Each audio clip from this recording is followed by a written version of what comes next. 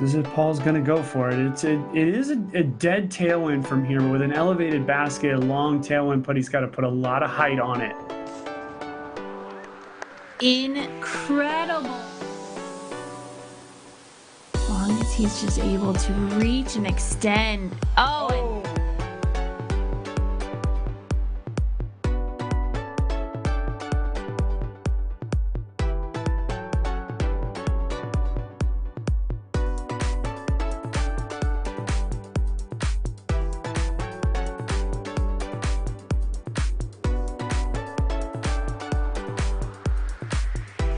Eagle.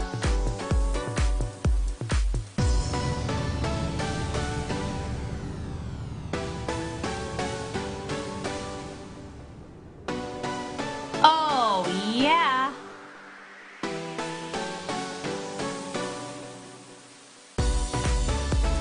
Wow. Here's Paul Macbeth. Look at how severely uphill this shot is. Oh.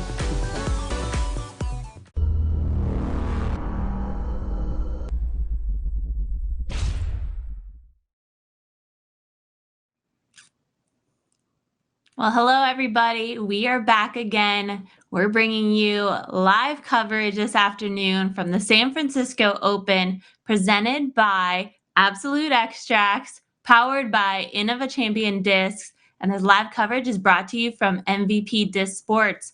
And we are live on the first tee, so let's throw it over immediately to Anthony Barela.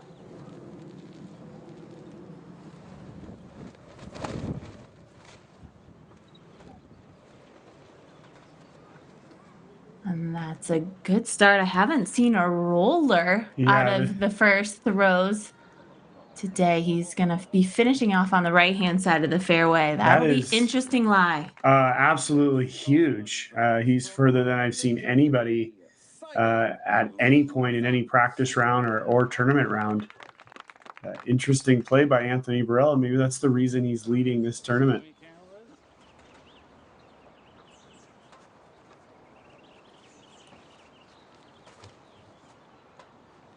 And here is Simon Lizotte just going full air shot as he does. Finishing off on the, thought it was going to be more on the left-hand side, but that'll be right in the middle. South Carolina, Ricki Wysocki.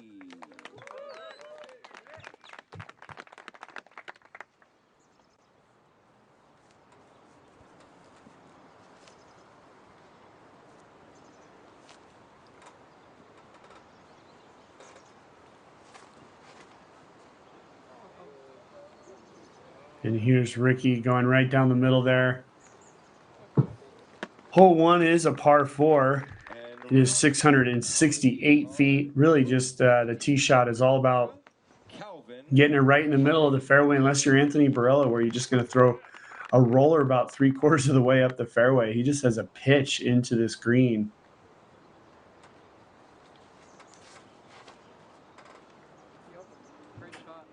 I like this line from Calvin. This is the aggressive line. This is really looking great. And so 4 drives off the tee, 4 drives inbounds. We're going to throw it to commercial and catch up with them in the fairway.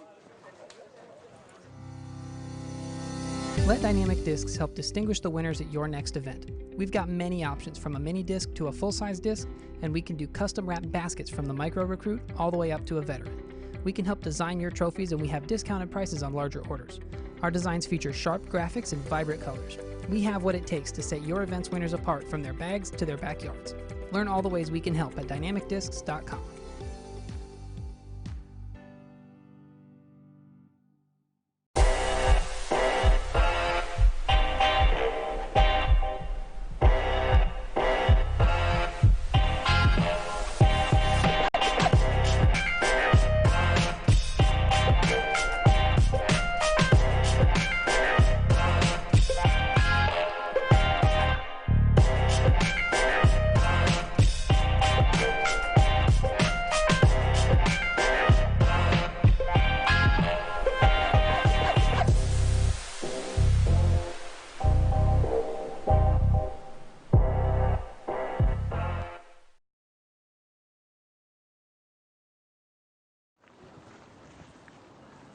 And here we are back in the fairway, and we had to have a quick little start there, but I am Valarie Jenkins, and join with me, that male voice you heard, that's 3-time men's world champion and the expert commentator for today's round, Nate Doss. And we are happy to bring you this coverage, and we have Ricki Wysocki throwing his second shot here from the left-hand side of the fairway on the 668-foot first hole. Yeah, these first 3 holes, again, the breeze is going to be an issue throughout today. We're watching just a little bit of coverage from some of our cameras who are out ahead of this group, and the wind is going to be a factor. It's breezy today. So these first 3 holes with the tailwind, first 3 or 4 are a place where these players need to take advantage. And Ricky's put himself in there for a decent looking putt. Now Simon, I think, has made his way to his disc. And we have been talking about the wind a lot. It's like we keep talking about something and it hasn't quite hit yet. This is usually a windy course, and according to UDisc Live, it says it's only 8 miles an hour, but we have seen some gusts a little farther down the course. So we should expect to see a little bit more wind as we continue to play today. And here's Simon. Yeah, the real trick coming into this green is there's about 4 large pine trees that you just have to try to avoid. Whoa, and Simon put a little bit too much speed. He's put himself outside the circle on the backside of the green. So speed control an issue there for Simon.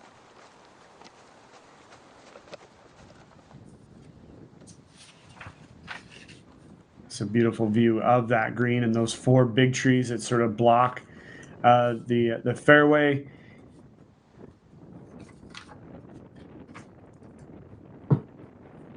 This is Calvin Heimburg.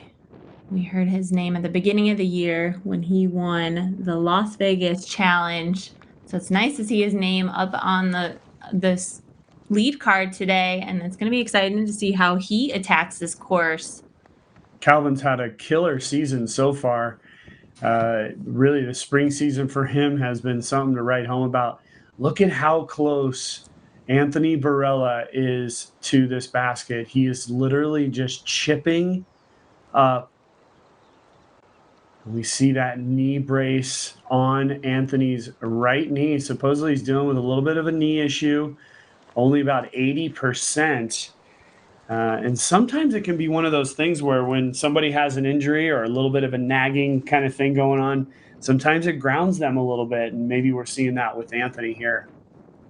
Yes, and I've had to deal with my fair share of knee injuries, and it kind of takes you out at first, but then you have to adapt your game to, kind of more gracefully throw. And he is just growing up like a beanstalk, so he is really utilizing all of that length that he's grown into.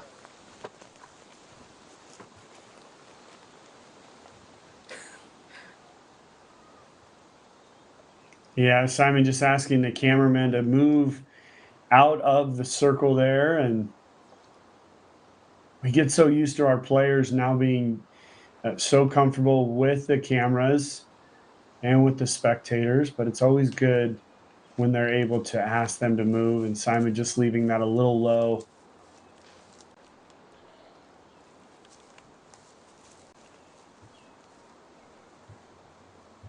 So this is Ricci. He's putting for 3, which would be a birdie on this par 4, and also leaving it a little bit low. And we saw just a gust whip up right as Ricky's disc was in the air. Both Anthony Barela and Calvin Heimburg have drop-in birdies here. Anthony being very deliberate, putting that right in the heart.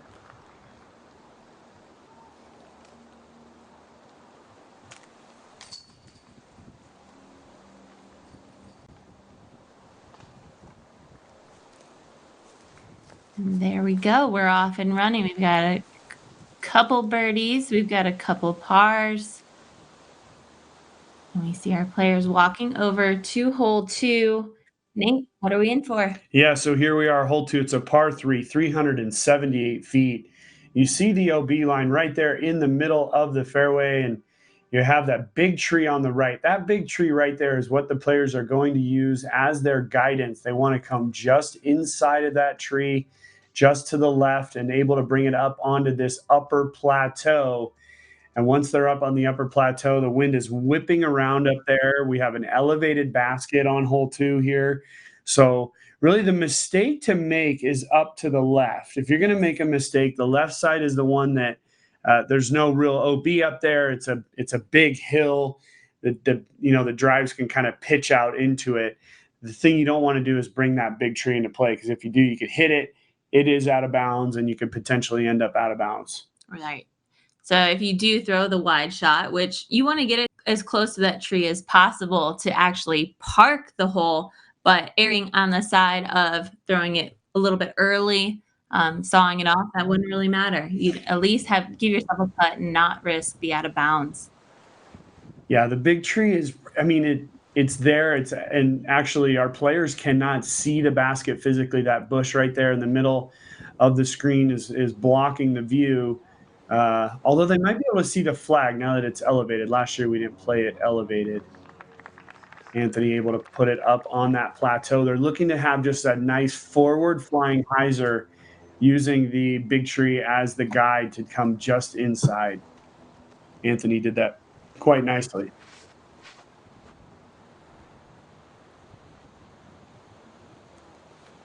Taking a little bit higher shot, but having enough angle to keep it on the left-hand side there.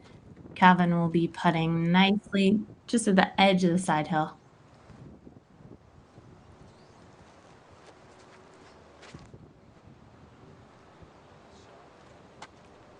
Simon making that mistake, leaving it on the inside. He's going to be outside of circle 1. But that's really no harm, no foul here. Of course, you want to birdie this hole. These, again, as I said, 1 through 4 are all going to be birdie opportunities. But really, there's danger lurking on all of these holes. Like this one. Get up. Just a little low, burns it into the side hill. We're going to take a commercial break, and we'll check out their putts when we get back.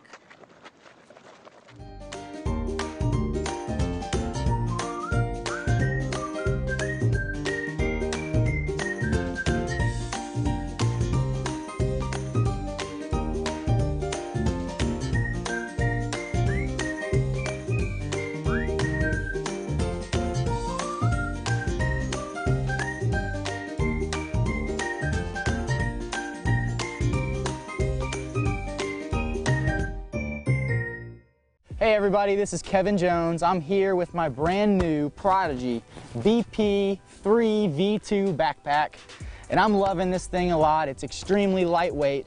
It's carrying all the discs I could ever ask for. It's pretty sturdy and durable. I've got my 2 putters up here, no problem. Room for a towel if need be. It's really lightweight, it's extremely efficient, and for all you, it's extremely affordable, so come check it out.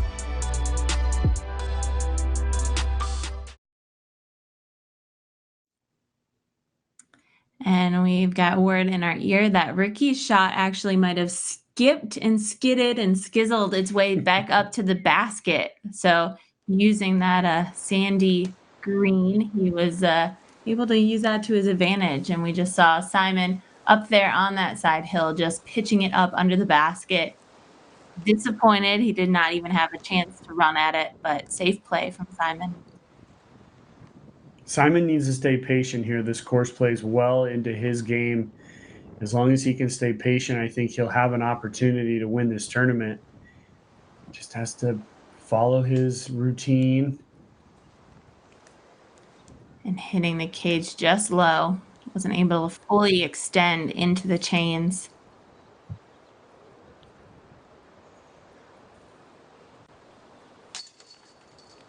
And Ricci reaching in there. Nice birdie putt.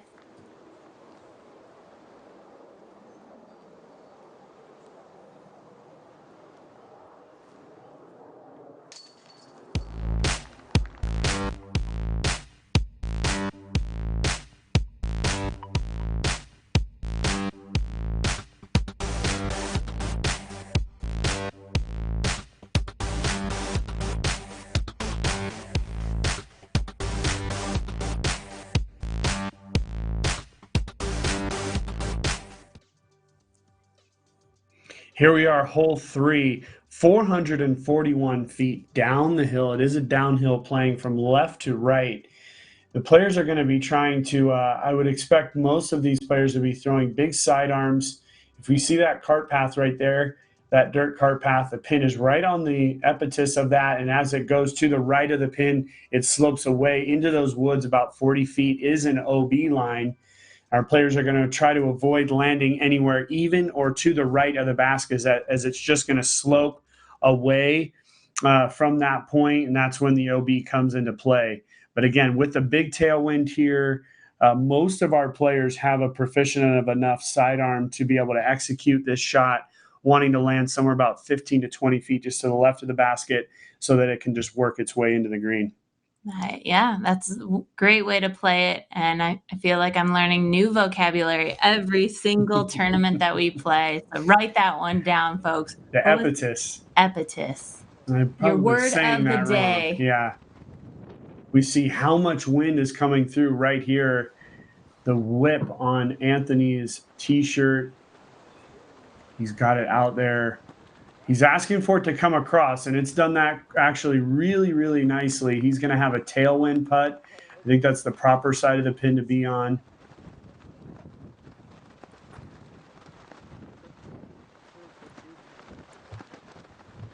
Now we have Ricci definitely having a good enough sidearm here. Ooh, and a little slip off the tee. Wow, and the wind really smashed it down. There's a flare skip. He's heading into the woods. It needs to sit. That's the big question right now.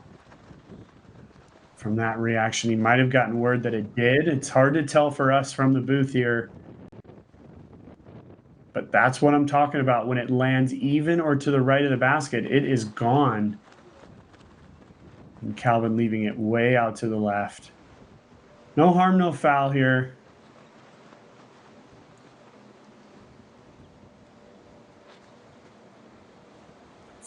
Simon just playing it way low, way wide. That disc has a lot of work to do, get over, but he'll just be pitching it up under the basket, and we'll see those shots in just a minute.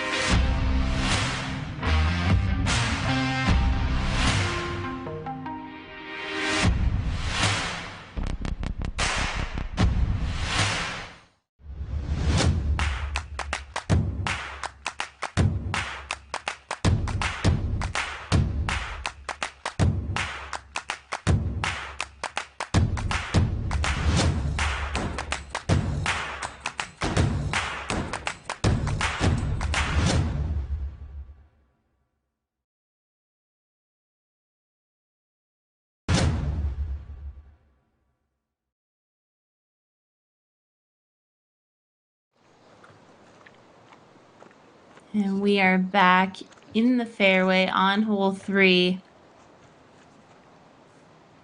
I know players like Ricci. Ricci is close to the out of bounds there, and we can see him walking around just anxiously. He wants to know if that disc is inbounds or out. But Simon is first up to throw with a wide shot. There was a spotter down there, and I'm not sure if Ricci's already heard word about exactly what his disc did. It was kind of bouncing and fumbling around. It didn't look like it was rolling, but it is such a steep slope down there. And it did look like it just caught up on edge, and it could have rolled even farther than we would have thought. But here's Calvin. Way outside chance. Hits the band, drops down. That was a great run. Nice to see him giving it an effort there. And here we go. We're going to head into the woods. Just check out Ricci's lie.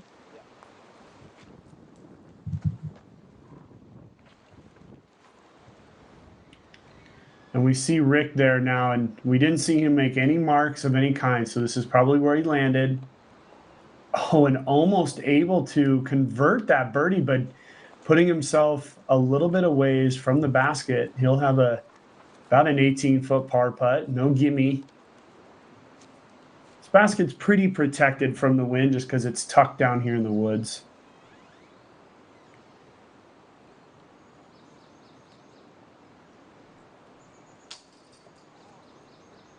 And just not able to catch enough chains. Yeah, AB asking for that one to stay to the right, just on the left side. Here's Ricci for par.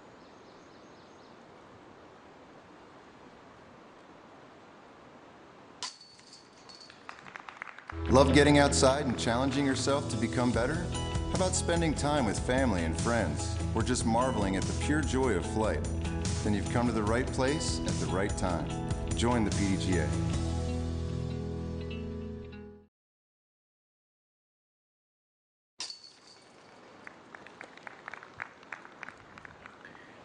AB is such a long, lanky player. It seems like when he's putting, there's a lot of hinges going on there, so we have to keep an eye on his putting stroke. And what's interesting, I mean, look at the body type of all four of these players. We say that disc golf isn't meant for just one body type, but there's a similarity to all four of these players. Yeah, all lanky in this group, that's for sure. Here we are on hole 4. We've made it just out here to the last part of this tailwind, and hole 4 is a par 3, just 415 feet. They made an adjustment from last year. And as we come into these woods here, you'll start to see the basket come into view there, right dead center. And you can see really the trick to this hole is all about trying to find the proper gap to enter into the green area. The green area is pretty new. I'm imagining they just put this basket in because there's a lot of foliage still there. It hasn't really been worked in, beat in. So speed control is definitely going to be important as the wind is going to be coming across this fairway, but it's all about picking the proper entry point into that green area, and it's definitely a birdie opportunity for our players. Yes, it is, and we are ready on the tee, and Anthony is first up. To me, it seems as long as you can get it inside the woods, you'll be putting.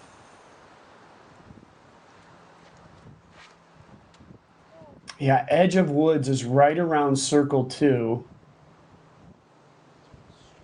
And AB just snapping that one over a little bit. Again, the wind is really howling from their right. So from Ricky's right to his left. And so it's all about trying to pick. If they put too much hyzer on, it's just going to carry them way too far left. That's probably why we saw AB snap it over just a little bit. And with that cypress tree, it's forcing them to throw low shots. So that was low. You can see it just outside circle 1.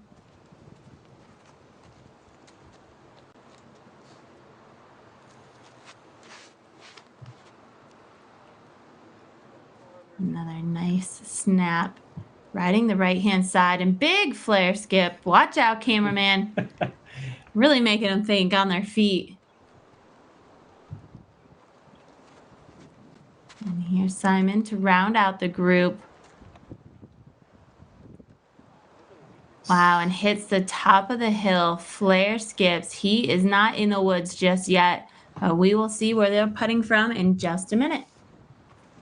Are you obsessed with disc golf? If so, this is for you. DiscGolfBoxes.com. Premium hand-picked products shipped to your door every month. It's easy. 1. Pick your box size, the par, birdie, or ace. 2. Choose the brand of disc you would like. 3. Fill out the survey so we know exactly what you like. Go now to DiscGolfBoxes.com and sign up today. Use coupon code DGPT to save 10% on your first box. Go to DiscGolfBoxes.com to get your monthly box of disc golf awesomeness.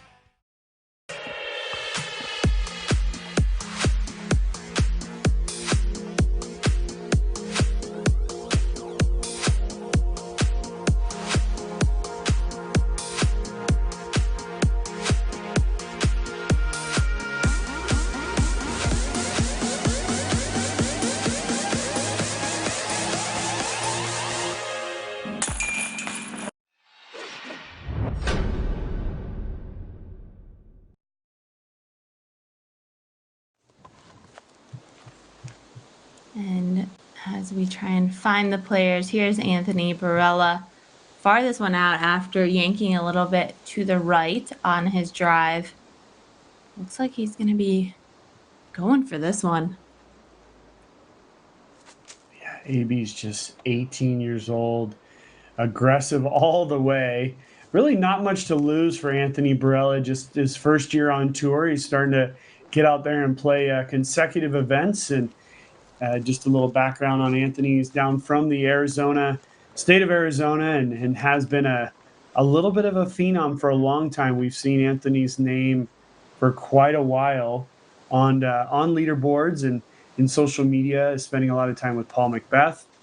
And there's Simon able to just snuggle it in nicely. But nice to see Anthony now getting a little bit more grown up and getting some opportunities to play here on these lead cards. And Anthony plays disc golf with his family in Arizona. And another family disc golfer, Ricki Wysocki. To play here on these lead cards. And Anthony plays disc golf with his family. His reaction, he was like, just go in. He knew he put a good move on it. He knew he put it on the right line. Huge putt there by Ricci, sort of half raptor running that one in. And here's Calvin's birdie putt. You're right. This is a lanky group. Ricci being the biggest of them all. Yeah, it makes it a little bit easier when you extend your arm to the basket and it's already halfway there. There's Anthony tapping in for his 3. And we are off and running. We are moving so fast right now. I feel the momentum is just, I mean, maybe it's the lanky legs. They're just bigger steps. It absolutely could be. Here's hole 5. You just saw where the teeing ground was. It's 1,033 feet. It's a par 4 for our men's players, and it goes all the way down the hill and then comes down and around this corner into a very tricky green where the pin is right on the epictus of the flat of the area and then slopes down. Again, who knows if I'm using that word right. The one thing is on this hole, it really comes down to the tee shot. It's such a hard sloping fairway from right to left. All of our backhand hyzers finishing that way. The players have to really pick, and it's going to be into a dead head cross. So you're going to kind of just looking at trying to play the angles on the disc and just fully trusting it. Yeah, and it just with that elevation drop so dramatically off of the tee, it makes landing in the perfect position and keeping that disc, nice and flat as it lands is really tricky. But they do want to get as much distance as possible because this is a huge hole. This is the longest hole in the course by nearly 400 feet. So they do want to get off as much distance off of this tee pad as possible, using that elevation to their advantage. But it also brings us to a beautiful view of the city. We are right in the heart of San Francisco. So lucky to be playing disc golf in this area.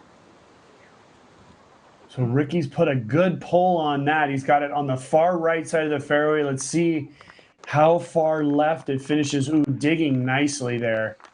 And you're right, Val. This is the farthest par 4 at 1,033 feet. We have a par 5 that's 1,000 feet, but it's a par 4, which is just incredible. I don't see a lot of 1,000-foot par 4s, that's for sure. And Calvin, he just snapped it over, and there's that thrower that Nate Sexton always is talking about if you're a Jomez fan. So all that was is he got it out there, the wind caught it, took it straight down to the ground, and it turns into a cut roller.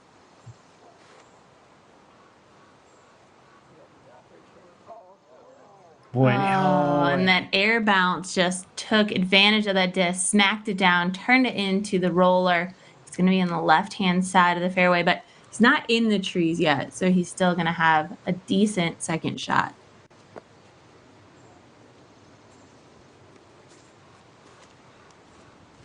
Simon looking to go big on this, a pretty stable disc Oh, if it can hold out, well, the wind's going to start pushing it. He needs to get a little lucky and hit a tree.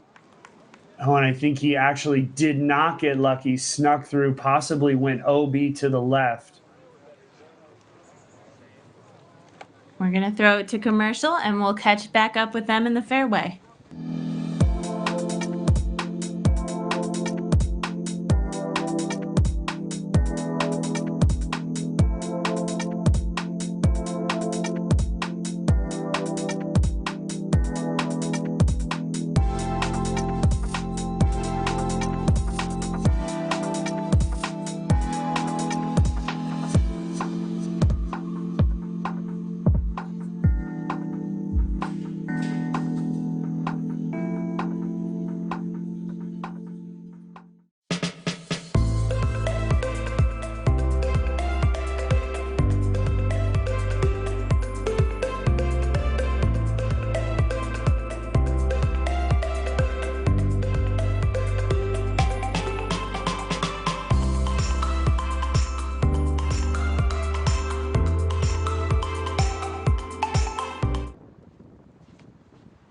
And we're back, and Calvin is first to throw after a very short drive and peeling this one off to the right again. He's going to be in a good angle toward the basket, but not really getting all the distance out of that disc. Yeah, not a lot of references for everybody at home, but this wind is whipping across this fairway. So wind now becoming a huge factor in this tournament. Should be pretty much for the rest of the time for our lead players, because the weather forecast is showing essentially the same weather for the first, for these 3 days of the tournament. So it just all depends on, kind of, yesterday was a little bit more gusty. I would call it. There was times when it completely lulled down to almost nothing, and then it whipped up. Today it's seeming like it's pretty much standard San Francisco afternoon breeze. Yeah, and take a look at Anthony's shirt. That isn't the judge for how quick this wind is blowing. And his locks, his hair are flowing nicely. And he's got a good whip on that one. Yeah, he's put it right down in the middle of the fairway. This just goes to show you, though, really, at 1,033 feet, being that it's a par 4, I mean, if you're not a good 550 off the tee, there's no way you're going to be able to get down to the green at all. Right. Par 4. Yeah. Yeah. Again, we've played the first 4 holes. So the first 4, tailwind, it can be challenging maybe here and there with, just air bounces and things like that. But now we're going to be playing into the teeth of this wind for most of the rest of the round. And we're checking into the chase card here. This is Austin Hannum. Kevin Jones. Oh, it's Kevin Jones, guys. Duh. They could be brothers, though. Yeah, look at that. I mean, they're really not that much Speak different. of the devil. Here is Austin Hannum. It's the buzz cut. I mean, how many guys look alike with the buzz cut from behind? Oh, and Austin's got it just to the right. Oh, and that's a horrible kick. He's going to be OB. It's so tough to really tell. That was hole 7. We talked a lot about it as our players. We saw Eagle yesterday take a triple bogey on that hole. I don't know why the aggressive look on that left side is what they're trying, or on that right side is what they're trying to do. So Simon did mark his lie. He was out of bounds on the left-hand side here. You can see that red flag. So just pitching it out into the fairway. It's pretty much the only option you have. You can't even go for the basket from there. No, you're absolutely right. And that was the thing. You need to get a little bit lucky. You hit that big wide open gap. But here's Ricci. Ricci in an absolutely perfect position to be able to go aggressively at this.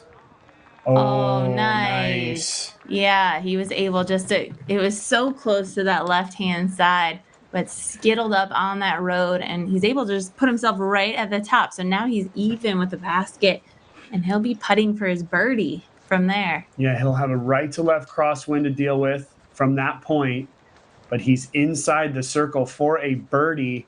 And the rest of our guys in this group are really sort of struggling.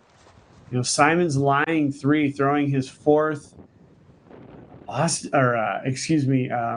Calvin is pretty far back after 2. I mean, he has, if we just sort of look at the caddy book, try to make a quick reference. Yeah, I would probably call this in the realm of 320, maybe 300 into this green. It's super tough distance-wise with that crosswind. All about where you land the disc, and he just goes soaring past the mound.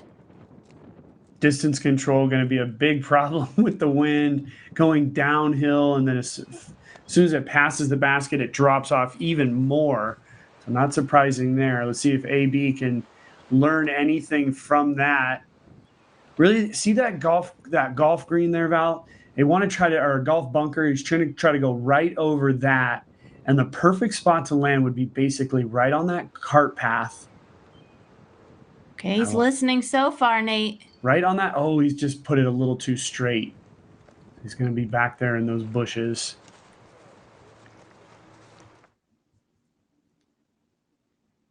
And this is second card action again. This is Hamas here. Adam Hamas.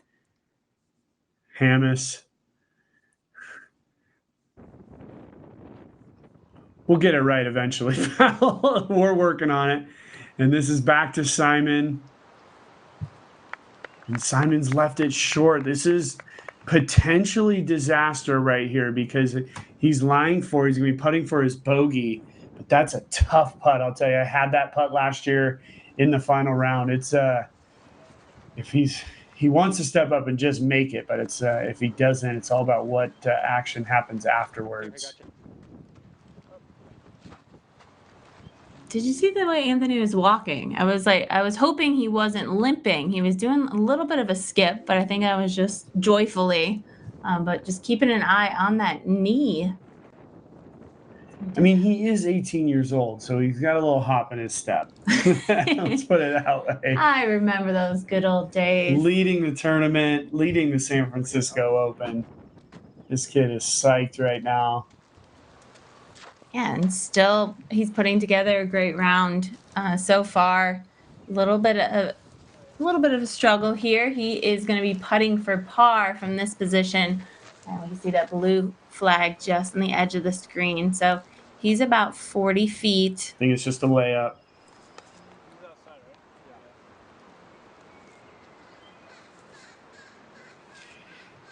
Anthony's got to start thinking about the long game. I think, well, let's see what he does here.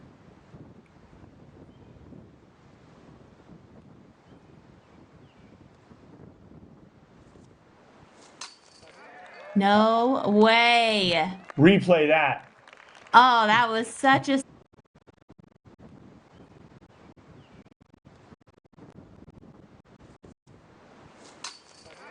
No, so he is still in it. He's still leading. I mean, Ricky's going to have a putt to tie, but that was a beautiful putt by Anthony Barela. That's why I sort of stopped myself. I was thinking, an 18-year-old Nate Doss would have gone for that too. Oh, yeah. Oh, see this tiny window here? Yeah, I can make the putt now. Yeah, I got to stop thinking in my 33-year-old ways and start thinking how it was when I was a lot younger. Awesome action. That was so sweet. That's going to make the highlight reel for tomorrow. Intro, I'm sure. So this is Calvin. He's got a little bit more of a blocked putt. Look at all the branches in his way. Oh, man. Oh, no. There was like a horseshoe putt toward the basket to get under the branches. But just like that, I mean, this is what happens when you throw those kind of putts up. You have that risk to hit the basket and roll on back. The ground is insanely sloped right there. And now putting for bogey. That was a par putt for him. Oh, that was looking so good. It was a really well-executed horseshoe putt. Oh, boy. Needs to sit. Oh, the wind brought it back. You see that directly into the headwind. It looked like he was going to blow by it. Brought it right back. Here's that putt for Simon. Oh, boy. Let's see what happens here. Strong right to left wind. He needs to get this on the right-hand side of the basket and cashes it. That was huge. Good save from Simon. That's a bogey for him after going out of bounds. But here's Ricci. He's in the best position right now. This is for birdie.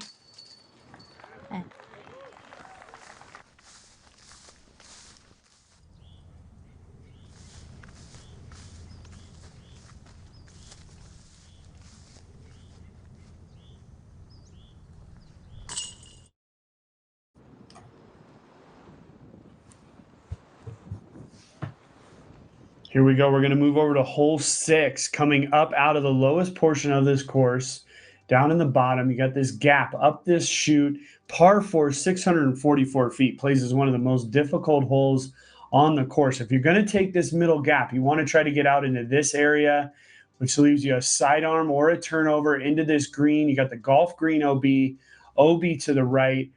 All kinds of things possible on this hole. Our feature car yesterday, Val, played this hole pretty well. No real major issues, but really a lot of issues lurking.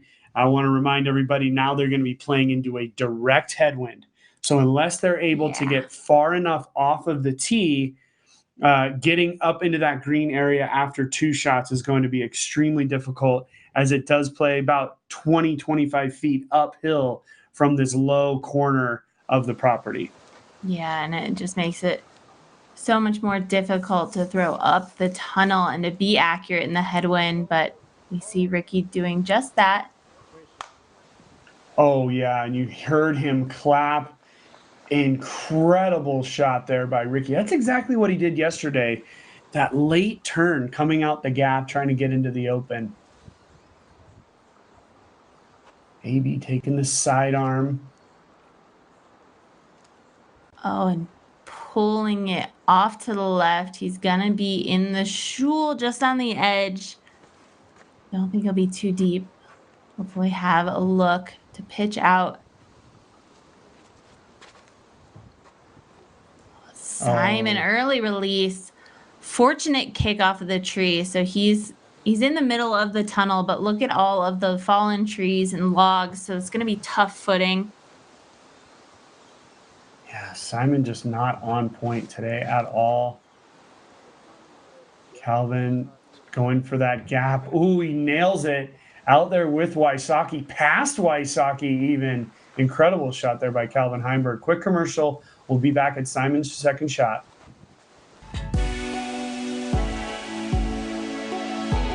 Simon might throw quicker than that, just FYI.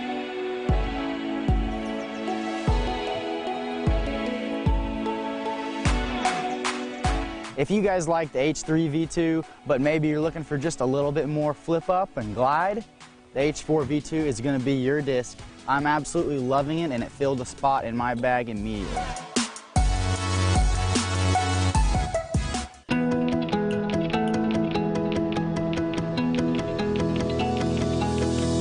Disc golf is a relatively young sport, but its popularity makes it one of the fastest growing pastimes in the world. The PDGA is a not-for-profit, worldwide player organization dedicated to promoting the sport. Like a long drive off the tee, disc golf is soaring. So don't just be a witness to disc golf's explosive growth, be a part of it. And here we are back with Simon Lizotte throwing his second shot. And Simon just needs to get out. He's made his way pretty far up there. Nice recovery shot there by Simon Lizotte. Just short of the golf green. He's going to have a great angle into the green, so he should be able to have a nice look at potentially saving par, which he needs to do at this point. Even though Simon, you know, I still think that this course lays out well for him. It's a lot of it's about confidence, and Simon not looking incredibly confident here in the early get-goes. This is where we saw Macbeth yesterday, over here on this left side. Oh, this is just Poison Oakville. Yeah, Right. I think Springtime in California and the Bay Area, you just got to be wary of the rough. It'll come back to bite you in a couple days. But here's Anthony lining up. Looks like he's just got a sidearm window.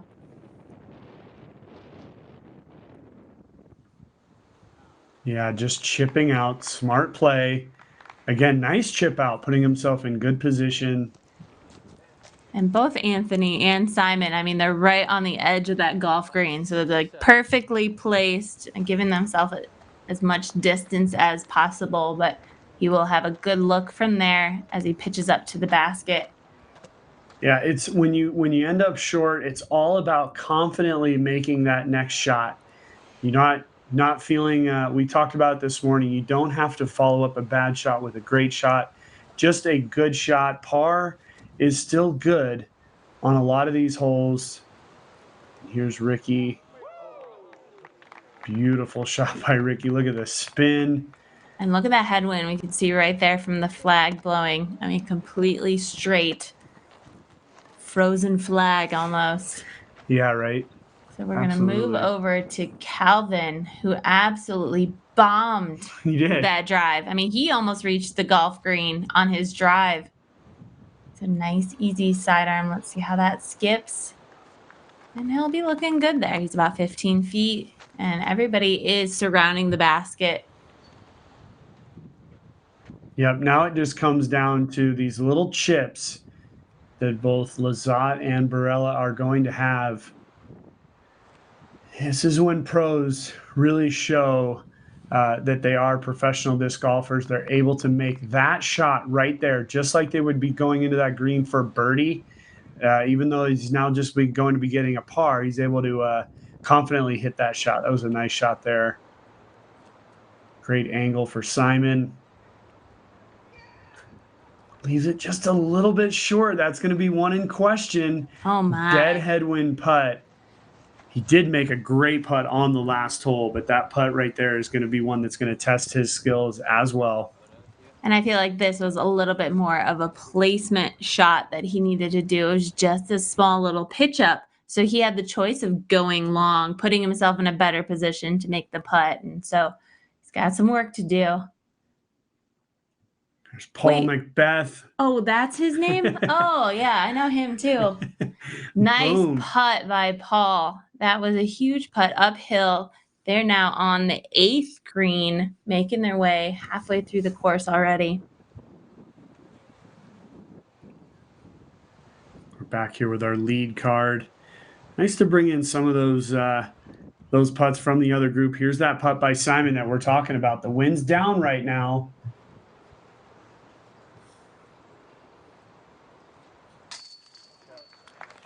Taking advantage of that little lull and right in the heart. That was a good save. That was a save for his par.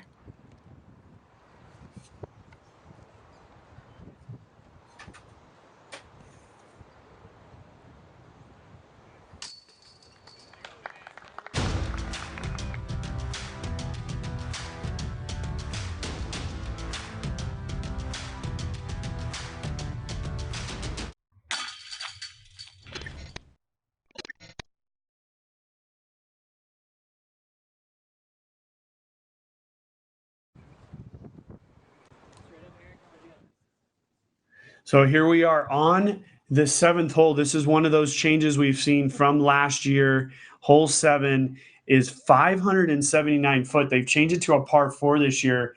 All OB down the right side. We saw Eagle Mcmahon get caught up in that yesterday, take a triple bogey on this hole.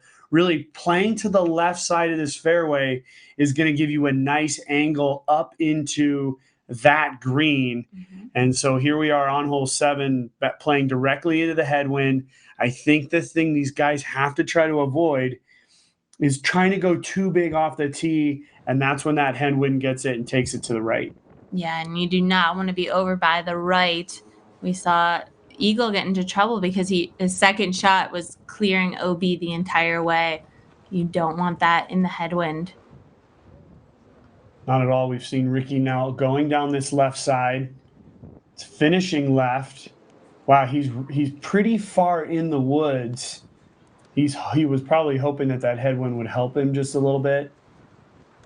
Yeah, this is a really tough tee shot for the men. They're really relying on the disc to flip up. But we see Calvin taking this route. Awesome. Holding it on the right-hand side and just letting it hyzer back. He's going to have a nice angle toward the basket from there. If you're not watching UDisc Live right now, you're missing one heck of a show. There's all kinds of killer scores going on. AB just getting a little bit low. Nothing for AB to worry about there. He'll still be able to throw that sidearm into the green. Could be a lot worse. But we just heard James Conrad eagled hole 9 and now is in a tie for second place at 13 under par. He's moved himself up 12 places today. So there you go. That's the Simon Lizotte we all know and love, just peering it right down the middle. Nicely down the middle, and we're going to wait for them to walk up, and we're going to take a commercial break. At Dynamic Discs, we offer affordable custom stamping to help your company, club, event, or tour stand out from the rest. We can use your own design, or we'll work with you to design a stamp that captures the tone of your event. We'll get your discs stamped quickly and on their way within 3 weeks. If you're ordering for an event, you may qualify for one of our sponsorship tiers as well. Discs are listed at our best pricing with a minimum 50 disc order with a 10 disc minimum per mold. We have junior and mini discs available as well. For all the information you need, head over to dynamicdiscs.com or email custom@dynamicdiscs.com.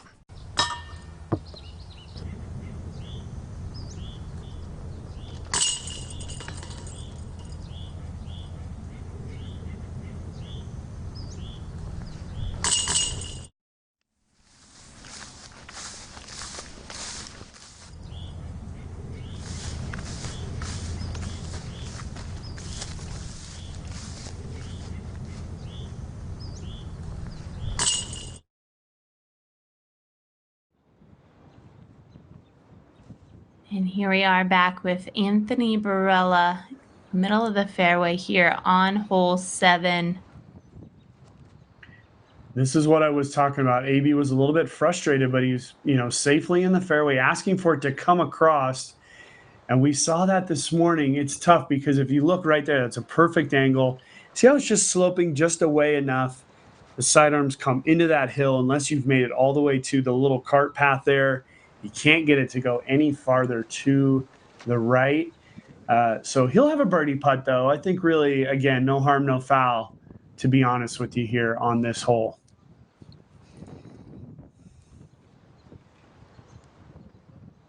So here we see Calvin lining up, and here's the view from behind. The basket is just tucked on the right-hand side. Let's see if he can dial in this distance. And stopped by the barrier trees. That was more of a floppy sidearm. He didn't really finish it. He didn't complete it, and left himself on the inside there. He might have a look. Ricky's going to be way over here. Oh, and he's just caught up enough to where he's not going to be able to throw a sidearm. He's going to throw a backhand. Wow, and that was a tough shot. Lots of branches still in his way, but look at how he made that happen. Wow. I mean, Ricci. He's not going to be able to throw a sidearm. He's going to throw a backhand.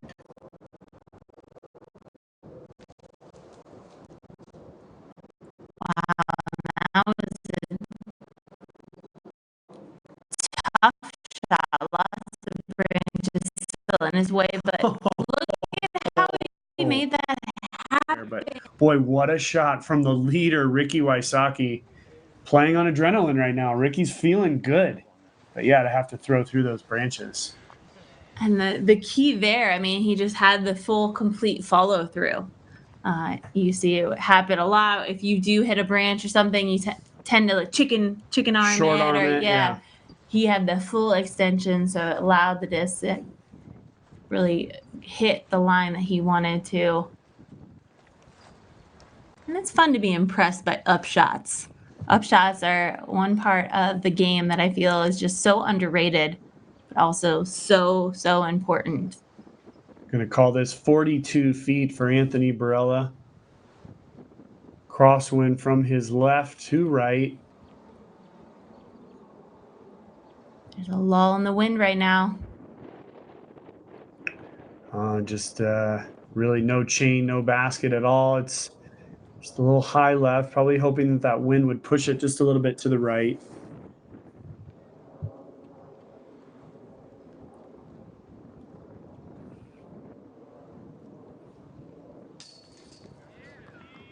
And Ricci able to sling it in there on the right side. That's 4 birdies in a row for Ricci. Let's call that a bonus birdie for Ricci because he was out of position, but able to execute that shot very nicely. Ricci is the one on the charge right now. Anthony's been in a little bit of a lull. He's gotten par for the last 4 holes, including this one. So Ricci is shifting the momentum in his favor.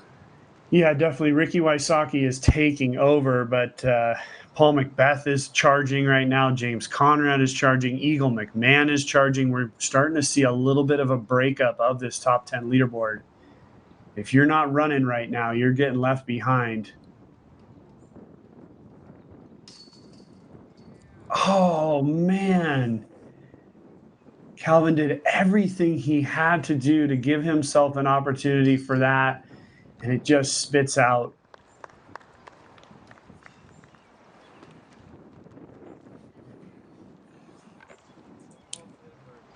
And there we go. Calvin taps that par in, and we're on to hole 8. Yeah, here we are, hole 8, par 4, 642 feet up the hill. There's these 2 OB areas, and it's going to be direct headwind. Yesterday, we saw everybody going into the second OB area, sort of the middle ground there. It's about 350 feet to clear the first OB line, but, really, it's one of those types of holes where getting into that zone is perfect, and then it's going to leave you about 300 feet. It's really 265 on the ground, but with the elevation, it probably plays about 310 up the hill from that middle OB area. All about the tee shot, putting yourself in a safe position, and then aggressively going at this green, which is really tucked into a really, really tight area up there with OB on the left and OB on the right in an elevated basket. Yeah, all sorts of things to talk about on this hole, and Ricci is ready to go.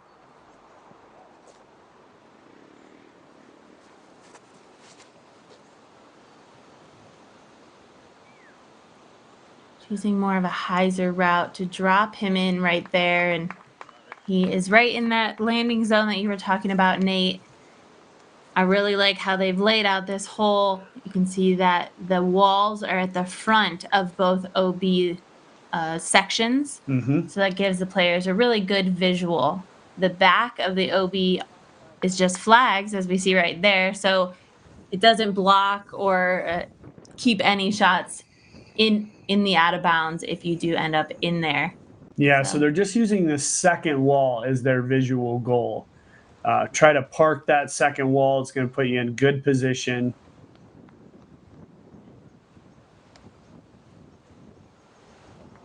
And Calvin's done that. He's put himself just up behind that wall. So as I said, he'll have about 320 feet of playable distance up to this green.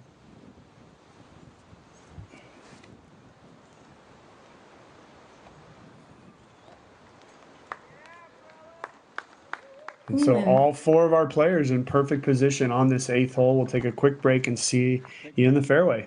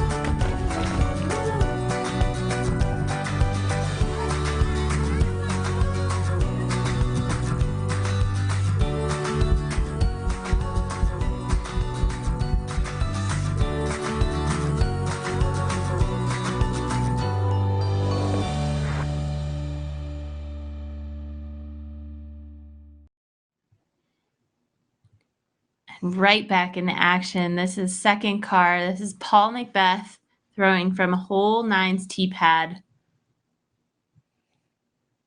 I could see it just over his shoulder. He had just had too much hyzer on it to get down there for the eagle look. When we see our lead card come up there, you really have to try to push it as straight as possible. So Macbeth unable to do that. Here's Simon taking the high spike route and doing that quite nicely. He's going to have about a 22, 24 footer up the hill. Just the height he got under that. I mean, when you have that much power and you can throw that far, it's just a spike hyzer for Simon. Anthony choosing the sidearm. Oh, and turns it over. Let's see if the disc has enough stability, and it does, but he is at circle's edge there. That's going to be a tester putt.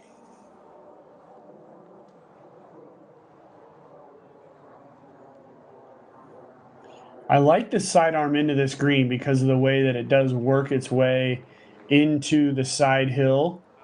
And boy, Ricci just playing so well right now. They've had no waiting of any kind. We're just 1 hour exactly at this point. We're playing up the 8th fairway, so playing very, very quickly. We're going to run into a little bit of a backup on 9, but boy, Ricki Wysocki taking advantage of feeling comfortable and playing quick. Quick and comfortable. QC. QC program. Calvin taking the hyzer up over the OB.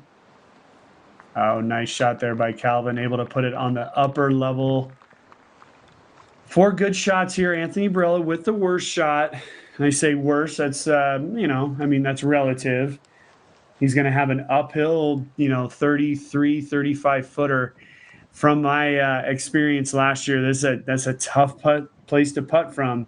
And if you land short, you hit that wall, all of a sudden the roll becomes a factor here. So Anthony needs to be very careful. And if he's going to go for this putt, he has to really commit and get it up above that rim and get it at chain height.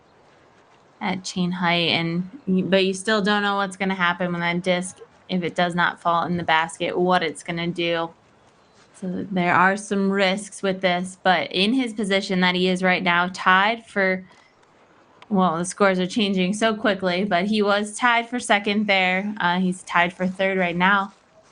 He needs to make this putt. He needs to make this putt happen, and we're going to see him waiting just a second. As we know, second card is just walking down the fairway of hole 9.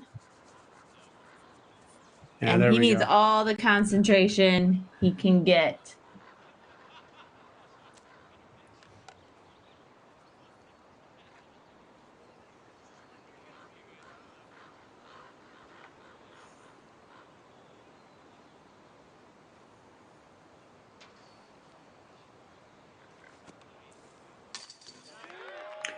Wow, what a nice putt there by Anthony Barela. A little snap putt. Kind of stepped through and then immediately fell backwards. Usually that's a bad sign. But as I said, able to get it up over that rim, and nice putt by AB, continuing to keep the good vibes going. But boy, James Conrad, back-to-back eagles. He's 9 under par through 10 holes.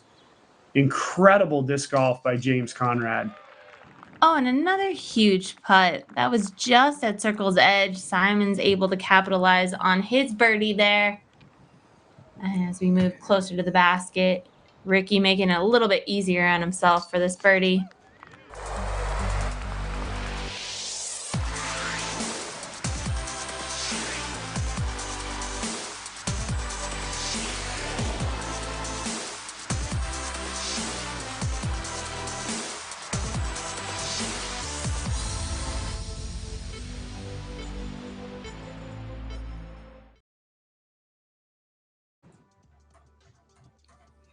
Here we are, hole 9, the big Paragon.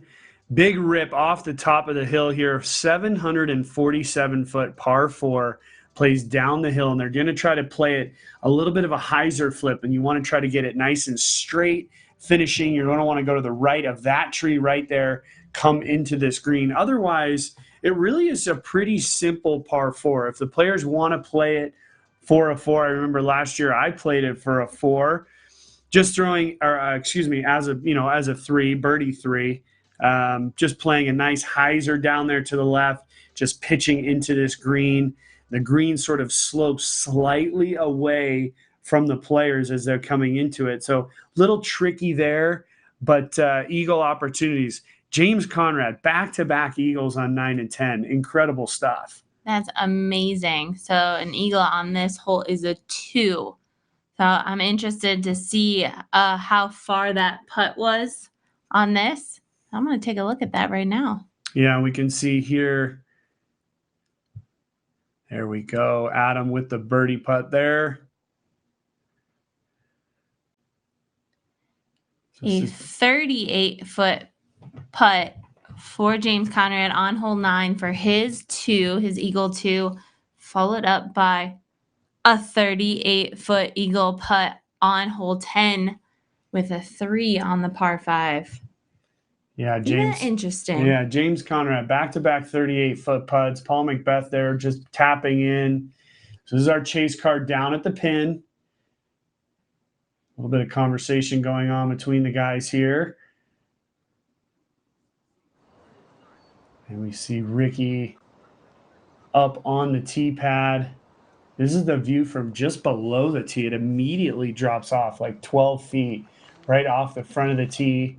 And then just goes down, down, down, down, down, 747 foot with an opportunity for eagles here for everybody in this group.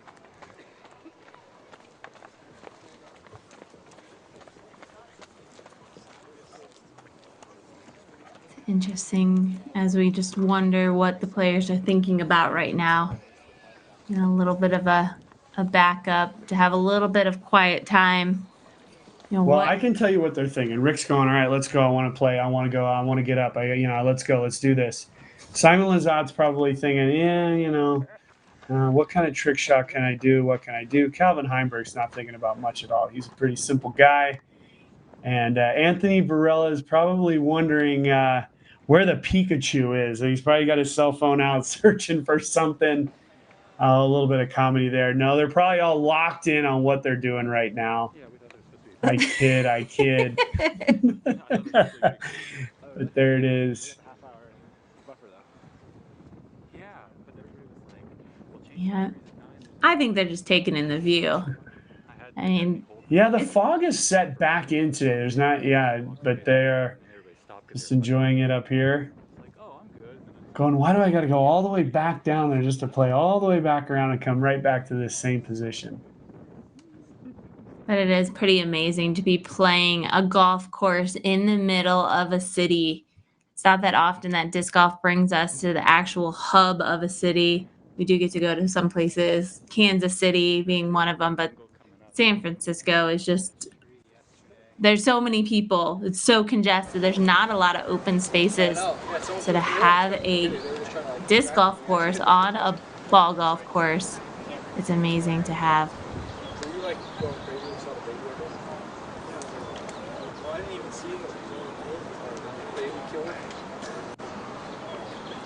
Yeah, I would say what it looked like Ricki was saying is it sounds like somebody possibly got hit coming down off of this tee pad. So that's why they're waiting. And we know for a fact that the chase card is teeing off on the 10th tee, and the perfect eagle shot goes down just to the left of that tee. So probably a good thing to just allow things to sort of calm down there. Really no rush at this point. They're up here on the top of the hill. Let this group get off and running, and then our chase car, our lead card will be able to continue to play a little bit quickly through the next maybe 5-6 holes before we hit another backup towards the tail end of the second 9. But we do see some scores switching up here. Conrad just bogeyed, or what seemingly just bogeyed the 11th hole, which is a surprising, probably a 3-putt there, because that's really not that tough of a hole. But James Conrad still playing incredibly well. Lowest score on the course. But Ricci is still in solo lead at 6 down for today, 2 strokes ahead of second place. Rick immediately turns his head. He knows if he needed to carry that a lot longer and straighter, he hits the big tree in the middle. It'll just be a chip about 120 feet from that tree into the green.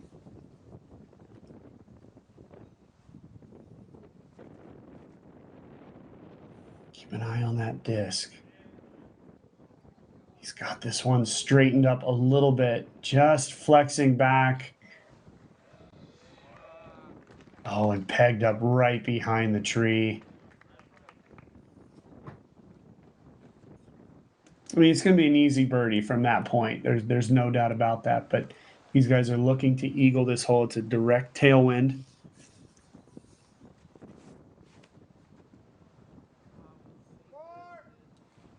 Calvin taking a little bit lower shot. Oh. I think that actually helped him, Val. Yes, it did. He hit the tree, bounced him back left, but he was worried about the spectators that are down at the bottom of that hill. He was heading right for him. That tree is in bounds, so if he kicked left of it, he's definitely in bounds. Borella wishing it would hold on. He's going to skip out there pretty far to the left side. He'll have a great angle into this green. Zuka is now producing limited edition color choices. Zuka can add custom embroidery to the front and/or sides of the bag. Zuka is now producing limited edition color choices. Zuka can add custom embroidery to the front and/or sides of the bag.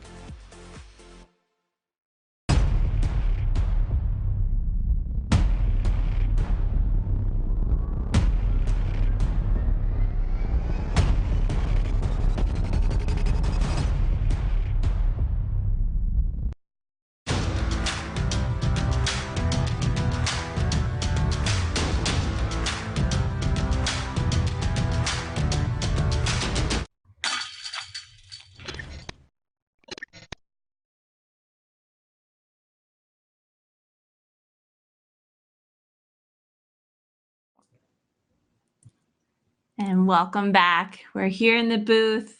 We're in Bend, Oregon. We're on the West Coast, and we're so happy that the Disc Golf Pro Tour is also on the West Coast. It's exciting to bring disc golf. Why are you looking at me like that? Like what? We're happy that disc golf is here on the West Coast, bringing the most beautiful disc golf courses that, in our book at least. We're in San Francisco here and enjoying all that the Bay Area has to bring.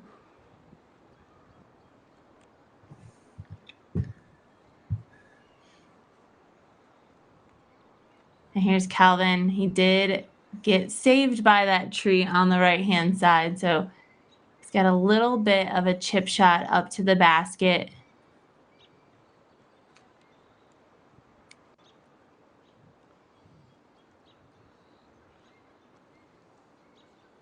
Not sure where that ended up. He went for the wide hyzer, even though we can see the window straight at him.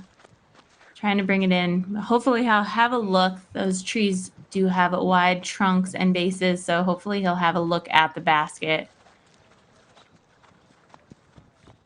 A 4 on this hole, Val, is like a bogey, really. I mean, it's such an easy birdie. They just have to put it down there on the left side of the fairway. It's a pretty basic chip into this green. It looked like Calvin just pulled it off that shot, so he's going to be, maybe 40, 45 feet. We're going to see now Rick. Beautifully into the green there, just about 15 feet past the basket. And that was a really nice and almost effortless looking up shot from Ricci.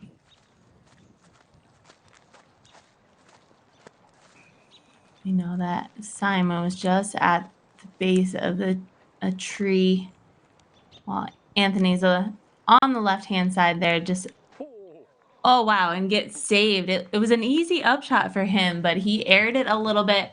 Thankfully, that tree helped him out a little bit, so he is at drop-in range for his birdie.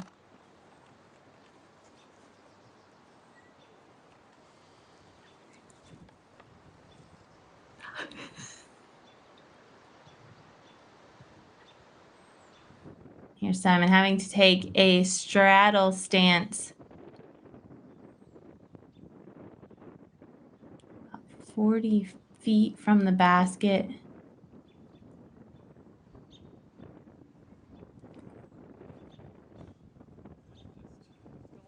There's a decent effort there by Simon, you know, able to at least see the basket, giving it a pretty good run. But yeah, just pulling it just a little bit to the right. We'll see now where Calvin's ended up. He's right there, the right side of your screen. Wow, so he pulled it, and I think even hitting the trees, bouncing him off to the right. So this is a big putt. Well, we can see the blue flags there. It's about 50 feet. Giving it a good run, but not catching any part of the basket.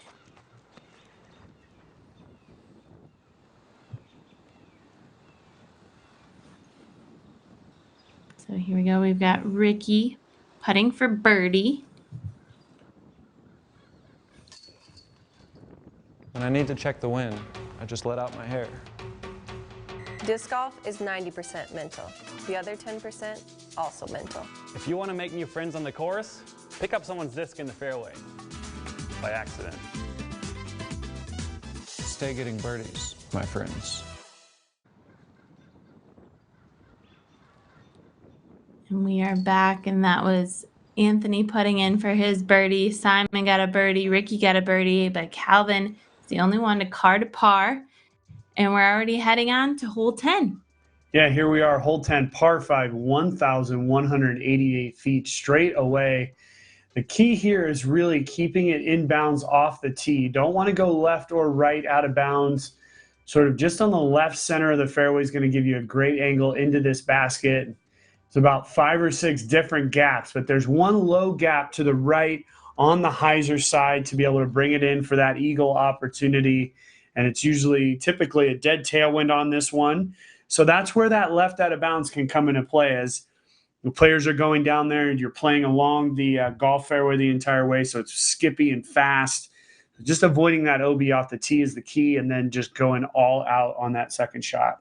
Yeah.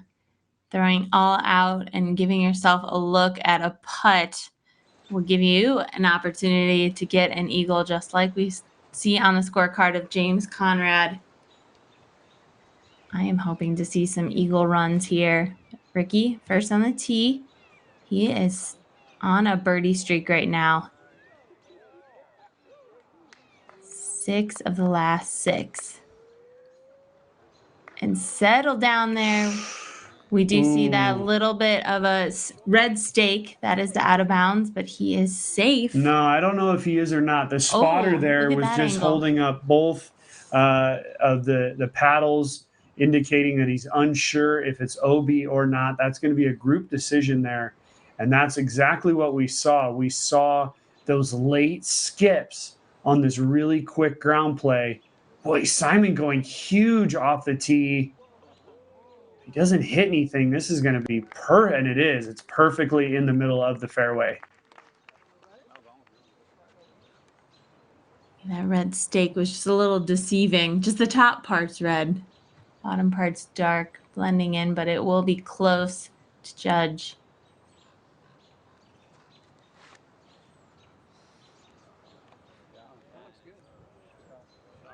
Here's Anthony. This has got to get down. It all depends on how it's, and it skipped nicely there for him. A little bit of a flat, and there it is. That sucker is gone. Beautiful shot there by Anthony Barela.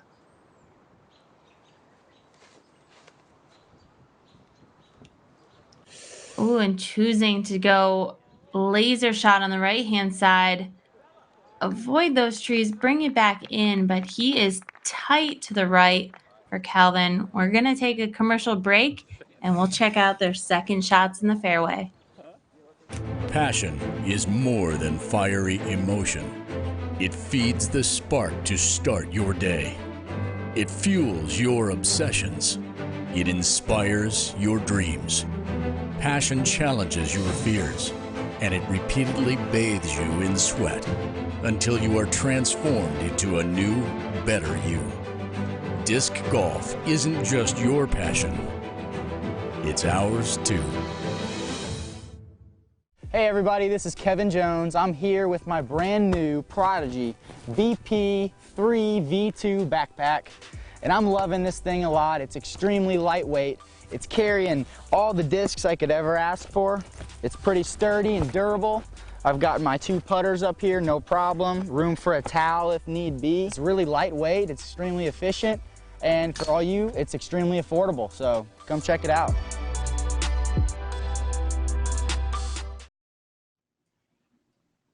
And welcome back, and might see a little bit of a scoring change up here. We know that Ricci was on a swing with birdie after birdie, 6 in a row, but he seems to be on the left-hand side of the fairway testing that out of bounds.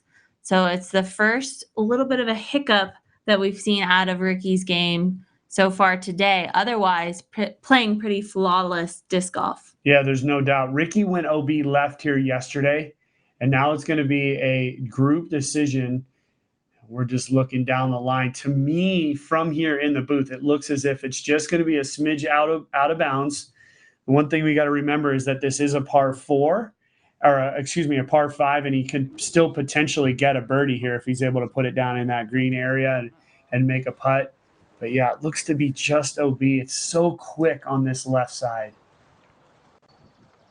And there's a good reaction cam there of the frustration out of Ricci. Yeah, and I mean he's understandably frustrated right now. 3/4 of the way through the drive, it felt as if it was an absolutely perfect drive, and then just there at the end, it just took a couple of power skips and just worked its way out of bounds, and he's just staring down that line, wondering why couldn't you just be a foot to the right, because this is the exact same area he went OB yesterday. So that's probably where that frustration is building. Doing the same thing 2 rounds in a row is something you don't want to do. You need to learn from those past experiences and adjust your game. And up until this point, Ricci has not had an out of bounds today. I mean, knowing Ricci, he felt as if he had made the adjustment. It was, in fact, he probably felt like both those 2 shots were good shots. Just unfortunate to skip OB. Oh, we're pulling the string out here. So really, the story is not done yet. If at all, if at any part of the disc crosses the rope and the rope is not long enough. Maybe if he comes from the other one, he could at least that's kind of a tough, funny situation. No way. If our cameraman could get down that line as well, maybe just go right over Ricci. I think nice follow from the cameraman. I feel like we're there. I feel like we're part of the group right now looking at this shot, and it seems that Ricci is the only one that's so intently looking to see. No, he's got a longer string now. Here's the thing. I can at least appreciate the group. This is just comical.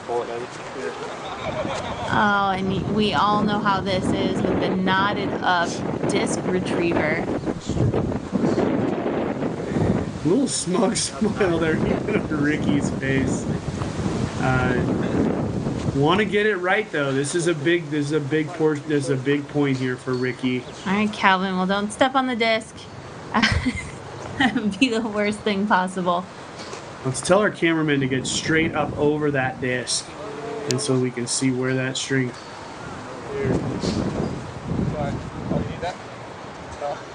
Still too short. And That we're way we looking can see to exactly tie where the string line is. 2 strings together because that string was also not long enough. But I mean, this has to go to say how close this is. I mean, when is the point where you just go, Inside. benefit of the doubt? I mean, I think Ricci is the one vouching for it. And it was immediately called that it was out of bounds. Yeah, we saw that it was OB there.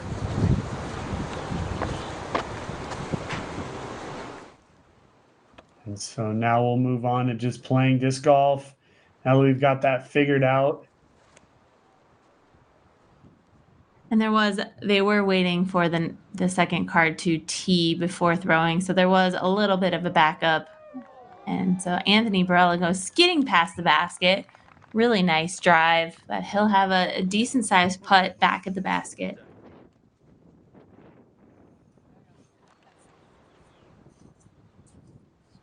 And that is a game of disc golf, marking the lies, giving players enough time and giving them the benefit.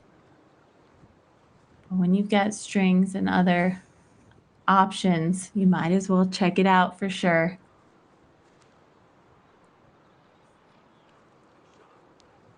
Simon taking the flex shot, but not turning it over nearly enough. He is way on the left-hand side. He's not going to be putting for that eagle as we expected, but he will have an easy birdie upshot. After taking his meter relief, Ricci's bringing this disc in, and he is just on the inside of the circle on the left-hand side of the basket. Yeah, that was a huge shot there by Ricci. That's exactly what he wanted to do. He's going to give himself a birdie opportunity. So even though he was OB, he's still going to have an opportunity to birdie there. That's Calvin Heimburg's disc in the air, a little bit on the left side. But what a poor effort there by Simon Lizotte. He really just kind of stepped up and just kind of whipped it out there. I understand he's worried about not going long, but yeah, just not a great effort by Simon on that shot at all. But what a great effort by Ricki Wysocki there. And Ricci maybe having a little bit of fire underneath his seat after going out of bounds, knowing that he has to make this recovery if he wants to maintain that #1 spot. And he was able to do that just perfectly. And here we are back with the second card.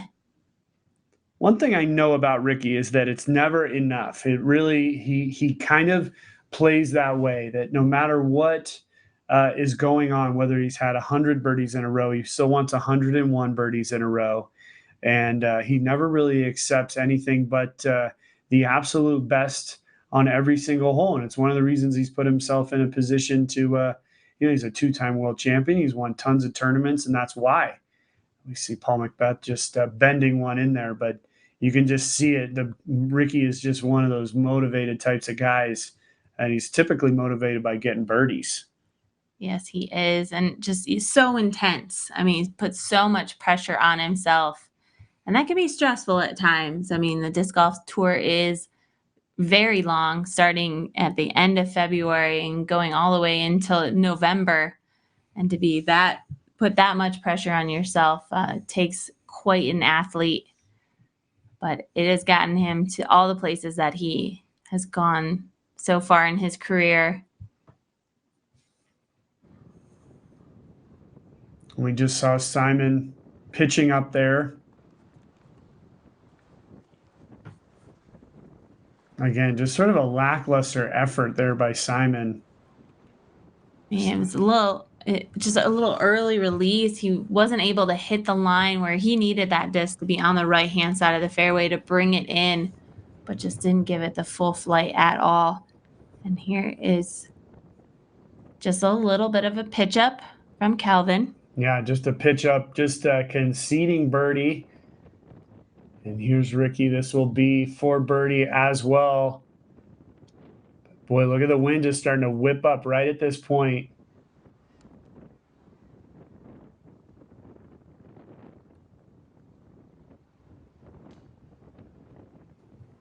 Oh, just a hair low for Ricci, that crosswind. It was a good effort, though. He did give it his full effort. It was dead on line, just a hair low. And this is Anthony Barela for eagle directly back into the headwind.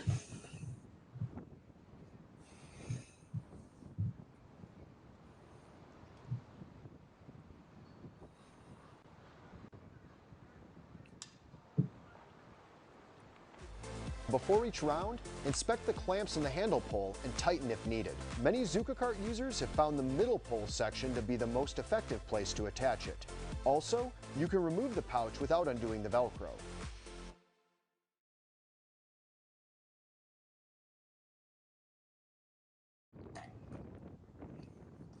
Even though Anthony missed that eagle opportunity, he still is able to gain a stroke on Ricci. So he's now just sitting one stroke back after Ricci cards the par. And we are now on to hole 11. Yeah, we are on hole 11, 302 feet out the chute, turning to the right. Really, I think a low power sidearm or a high backhand are the two opportunities here. It does sort of jet up the hill pretty late here. So right here, this area is kind of shooting uphill just a little bit more steeply. It plays uphill the entire way from the tee to the basket. But yeah, I like the low power sidearm. I did not have that ability to throw that shot last year. So I was throwing the high turnover, letting the wind, the breeze bring it in. But that's a very, very touchy shot. You really take all of the guessing game by throwing the sidearm, just ripping it nice and low. And we are now into the stretch of par threes. There are 6 par threes lining up now. So we expect to see a lot of twos. And there was Simon, again, not giving it enough. He is just inside the circle there, but we expect these players to be parked on these holes, definitely within their real wheelhouse. So AB is going to go for this high turnover. This is all about touch, letting that wind bring it in. Oh, and bringing it in, just having not enough forward momentum. But not a bad shot there. It'll be a long, 38-foot putt somewhere in there up the hill.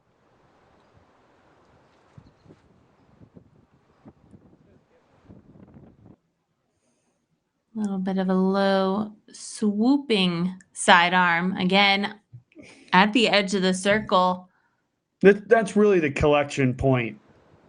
From the edge of that circle up to the basket, it really slopes pretty high up. Ricci's got a nice bit of power on this one, and that's the shot we're all looking for. There you go. Ricki Wysocki going to be most likely carding another birdie. We'll take a quick break, be up on the green.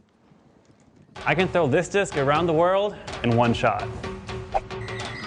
Never play disc golf too far into the jungle.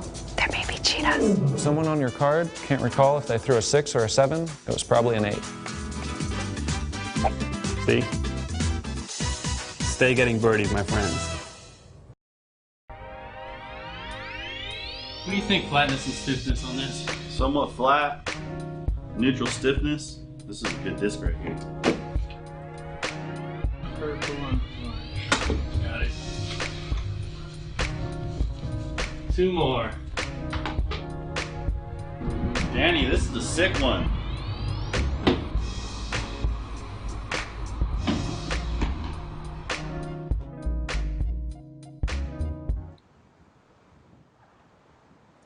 Here we are. We're back at the green, and Anthony Barela's first to putt.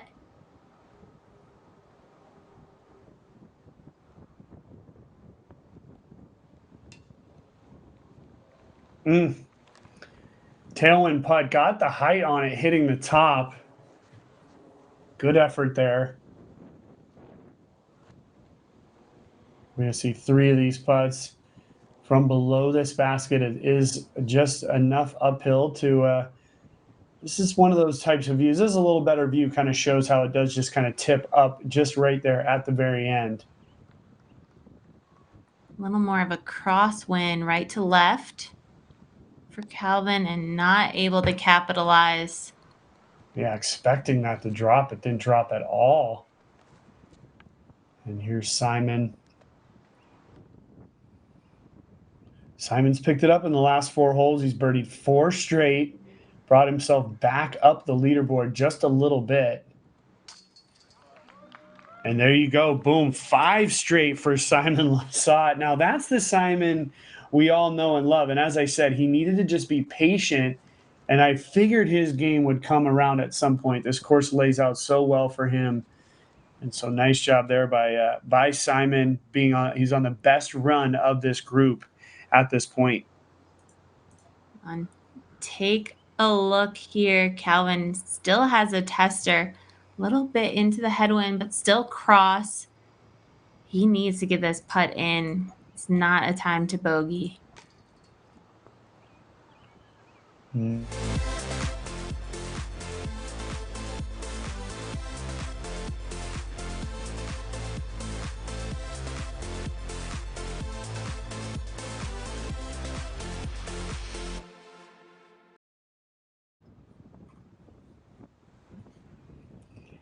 You heard the groan. That was my groan. Birdie to bogey. This course, it happens more often than almost any other course. Actually, probably De La Viega, one of those courses as well, that birdies to bogeys happen all the time.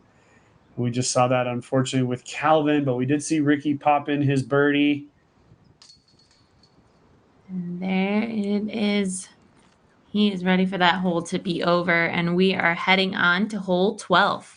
Yeah, hole 12, they're going to walk up the hill, play down the hill, 444 feet down, out this little gap. And once they get out this gap, the wind starts whipping around, and then they come down and around into the chute. Really kind of lots of opportunities. Really, for the most part, we're going to see long turnover shots. There's possibilities of rollers as well as a long power sidearm. Super tricky hole because the wind comes right to left.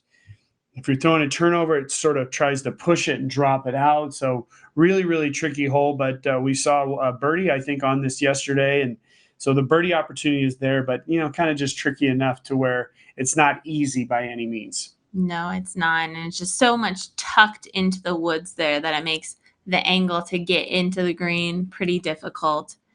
And nice to see that leaderboard pulled up, and it's still such a tight race. We see Ricci is still in the #1 position, but James Conrad has made his way, and he is staying there. He's tied for second with Anthony Barela. Paul Macbeth not too far behind, just 3 strokes back now of Ricci in 4th place, but still stacked up. Everybody is so tightly wound at the top of that leaderboard. And here we are back on hole 12 with Simon first tee.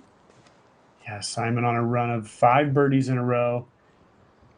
Now throwing this roller. He's got it on a good line. Let's see if it can work its way back up the hill, which it has. There was the bounce and there was the circle's edge. So he's going to have a birdie putt. He's going to be feeling pretty good about his game right now. And this guy's feeling good about it too. But boy, Val, that top 10 leaderboard, just a who's who of disc golf right now on tour. And that's the way this course is. This is a course that's built for the best players in the world. And look at that. Ricci just parking this hole a little bit long even. He's going to have a putt coming back, but incredible shot. Looks to me as if the roller is the way to go here today. The roller is the best way just to get tucked and tight around that right-hand side. But we see Anthony going for the Anheuser route. Nice flight there, but as always, the disc is trying to fight its way back to the left. Gravity and that slope of the hill just brings it down. And so he's at circle 2's edge below the basket. Yeah, I would say the only name on the top 10, and here we see Calvin after that bogey. Oh, this is going to be thrower status. This is going to run away for a while, folks. I saw this happen a bunch last year. And now he's 350 away from the basket down there. We'll take a quick break and see how Calvin can traverse the rest of this hole.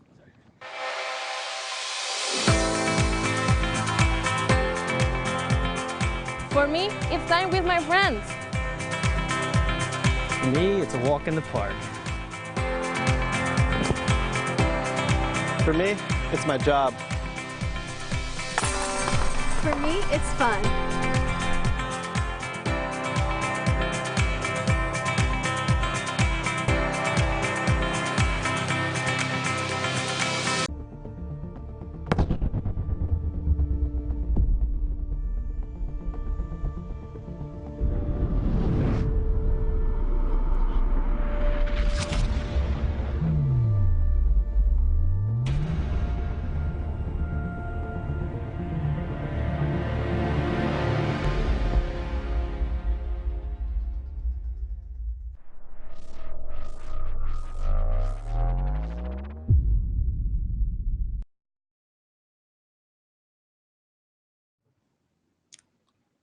And welcome back. And we're just waiting another few seconds for Calvin to make his way down to his shot. It ended up getting on edge and just taking off down the hill, riding that whole slope that we were talking about. So he has a 300-foot shot uphill. Yeah, the big tree straight away is the one that's going to be his bother. I'm surprised he's going with this sidearm look. When This it's is a right to interesting. left. Just trying to sneak it up under there. Oh, able to sneak it under there nicely. And he's going to give himself a par-saving putt. But we saw so many throwers there last year. And again, it's just that crosswind.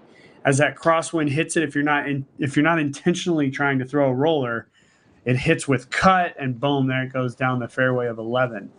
The other three players in this group are going to have opportunities for birdie. I'm going to say that I probably did that 2 out of 3 rounds and probably a couple times in practice. It's a really tough angle to throw the backhand. You know, you want to hit that angle, but if you throw it just a little bit too tight, you end up with that roller. And if you're not intentionally trying to throw it, you're going to end up down the hill. And down the hill is Anthony Barela after his backhand shot. Just hyzered out a little bit at the end. So it's going to be interesting to see if he is able to find a window. Lots of trees and branches still in his way. But there's one player out there that AB is always looked up to, and that's Paul Macbeth. And Paul Macbeth is a guy who, it doesn't matter where the basket is, he's always trying to look to make it. And so AB seemingly has that in his mind. He's always looking for a way to figure out how to get that disc in the basket from anywhere. Simon quickly stepping in. This would be for 6 in a row now. Oh, and just too high for Simon. But dead center, and he has just a little bit of that uphill putt, he needed the elevation and height, but just a little bit too much that time. Here is Ricky's drive and birdie putt. Nice one for Ricci. Gains another stroke on his card. Sitting at 19 down. Nice save there by Calvin. Bunch of pars otherwise. And we'll move over to the 13th hole. Hole 13 is another par 3. As Val said, we're on a run of par 3s here. And this one's 347 feet, plays along the side hill. So gravity is going to be pulling these discs down to the left the entire way. They're going to be playing this right side of the fairway, trying to just avoid that branch right there on the right, and then bringing it into this green. At 347, that's not a big number, but when the wind blows directly into the headwind, it's tough to pick which stability of a disc to throw. It's tough to go with your most overstable because that's going to bring you as far down the hill, but you can't really go with your straight because your straight's going to maybe flip up and just go straight and not get enough of that distance. So, yeah, it's one of those really kind of gettable birdies, but tricky in a different way from the 12th, but it is tricky in that way. Yeah, and when you're dealing with wind, it is all about disc selection, knowing what discs are going to be able to handle the flight that you're expecting out of them. And I would say, yeah, that stable disc is probably the best choice as we see the wind picking up a little bit. But now it's all about picking that spot in the sky to aim at, and Ricci is able to get it out nice and wide, but it's got a lot of height to it. Man, he's just dialing in these shots. He is sitting pretty about 20 feet from the basket. Yeah, let's see the difference here. Let's see how Simon attacks this. Simon taking it a little bit lower, and that's the difference. Ricci taking that big, huge, wide shot. Oh, nice shot there by Simon too. Even better. I like that little bit of a lower shot, although I did like what obviously the results of Ricci's. But I like the lower shot here. Just sort of stay out of that wind. AB taking it low as well. He's saying, go, baby, go. And it got up and around, but now it's going to slide through, and potentially that big tree is going to be an issue. Got to keep an eye on Calvin. He's turned over about the last 3 out of 4 drives. Done it again. He's stayed up to the right. Calvin just turning over 5 out of the last 6 drives now. So quick break. We'll see you on the green.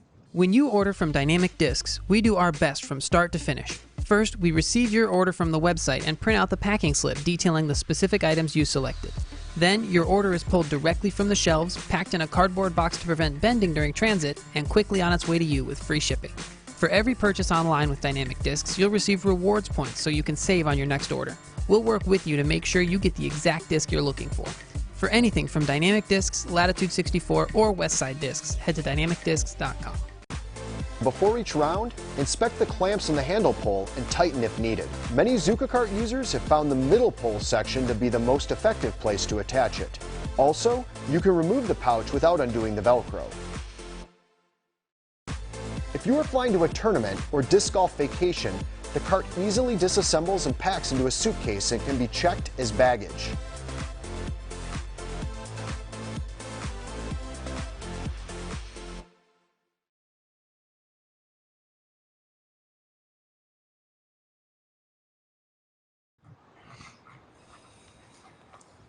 And we are back at the green. Here is Calvin after a little bit of a yank off to the right. He is well outside the circle, but capitalizes on it. Holy cow, do not take him out. A little bit of a yank off to the right. He is well outside the circle. Calvin, and there we go. We see Ricci dropping one in, but Calvin's a good putter, and he's a good putter from length too, and showing that he can make those big putts. Boy, clearly, yeah, that was a big putt for Calvin, who had sort of been getting left behind in this group. Oh, he needed a little bit of a confidence builder, and that was a huge putt. Look at this angle that Anthony Barela has to lean to even get a look at the basket. He can't fall forward. He cannot fall forward because he's inside the circle. And now he's rolled even further away.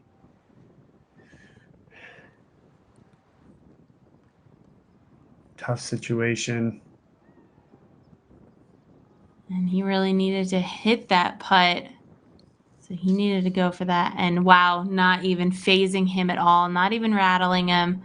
That is a testament to the experience that he has. Nice putt by Anthony. And a nice birdie from Simon. And we are on to hole 14. Yep, we are on hole 14. Here it is. It's our shortest par 3, 263 feet up through the gut here. And really, there's the opportunity to play straight up through this gut, but there is a little sneaky hyzer off the tee, which we've talked about a lot through 3 rounds with the females as well as the MPO. And you know, so it's one of those holes. I think if you go up the gut with a backhand, certainly, and you hit a tree with this type of angle, it's going to kick down to the left. There's an OB green down there, all kinds of little tricky stuff, but to me, I feel like throwing that hyzer shot, and the fans at home are probably like, all right, Nate Doss, just leave the hyzer alone, man. If they're going to do it, they're going to do it. But seriously, I'm telling you, the hyzer is. I played it all 3 rounds last year. Had opportunities even with big wins. So we'll see. We'll see what our group's about to do here. But birdie opportunity again for our players. I mean, when we started yesterday, I mean, I was a big one that was saying, hey, double digits is probably not what's going to happen. 7, 8 under par, right, especially with the win. But I mean, these guys are double digits. Ricky's 10 under par, and we've only played 13 holes. So, they've figured the course out. They know how to play it now, and now it's just a race, just like a lot of the tournaments we see out on tour. right. And when you have a birdie opportunity on every single hole, you're going to get into the double digits like this. And we don't have a ton of wind. Last year, that was the story. There was just so much wind, and seeing which one of the players could survive through that and could maintain themselves down the fairways. But this year, it's not so bad. And we're seeing these rounds just light up. I mean, Ricki is 10 down, bogey free, shooting flawless golf. Yeah, I was just about to, I said it just a couple holes ago. I said, his top 10's a who's who. The only person we aren't used to seeing is Anthony Barela. And it's great to see Anthony playing in this group. Awesome for us to be able to see AB play in person.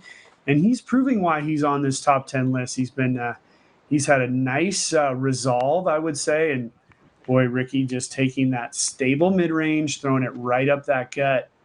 Nice shot by Ricki. We'll see Simon go with the hyzer here. But yeah, Anthony Barela just with a really nice resolve and being patient. I like the shot by Simon. Oh my goodness, almost acing it with a little backspin. Wow, and so fortunate to catch that tree on the left-hand side and spinning him back to the basket. Wow, there's a lot of action on there, but that could have sent him sailing down the hill, which is a super steep hill, and toward that green. So right there. Let's see. Calvin's going for the hyzer line too. They must have listened in, Nate. And there his disc comes in. And I'd love to do a science experiment. We just had 100 guys go up the middle, 100 guys go up the right, and see what the overall under par score was. I'm guessing the hyzer would be a lot further under par. Yes. The opportunity to get close to the basket is way higher on this hyzer line. We did see Katrina hit one of the first trees yesterday. So we're going to go to a commercial and check back up with our putts in a minute.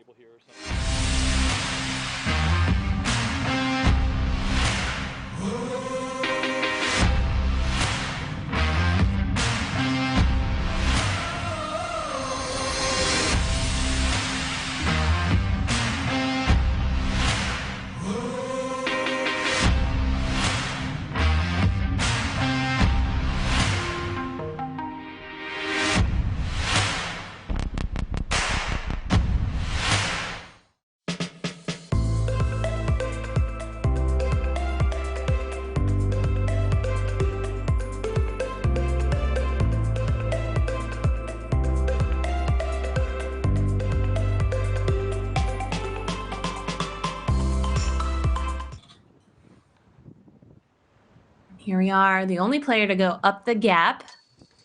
Ricki still cashes in on his birdie, proving that it is still a viable option to get your birdie. But we'll see as the other players step up just a little bit closer. Anthony Barela taking the hyzer line. He's just inside the circle. And airmails it off to the right. I think that surprised him. So he's going to have a tester putt back at the basket with a tailwind. So that's a fortunate part of missing that putt. Yeah, if Glen Eagles Golf Club was a movie, the tagline of this course would be birdie to bogey. I'm telling you. And man, Anthony's oh man, what a good putt by AB. Not impressed at all. He's more frustrated about that first one, but man, what a putt there. Yeah, and we're just looking at him. Yeah, you should be stoked about that, but in his mind, he's got his expectations just a little bit higher.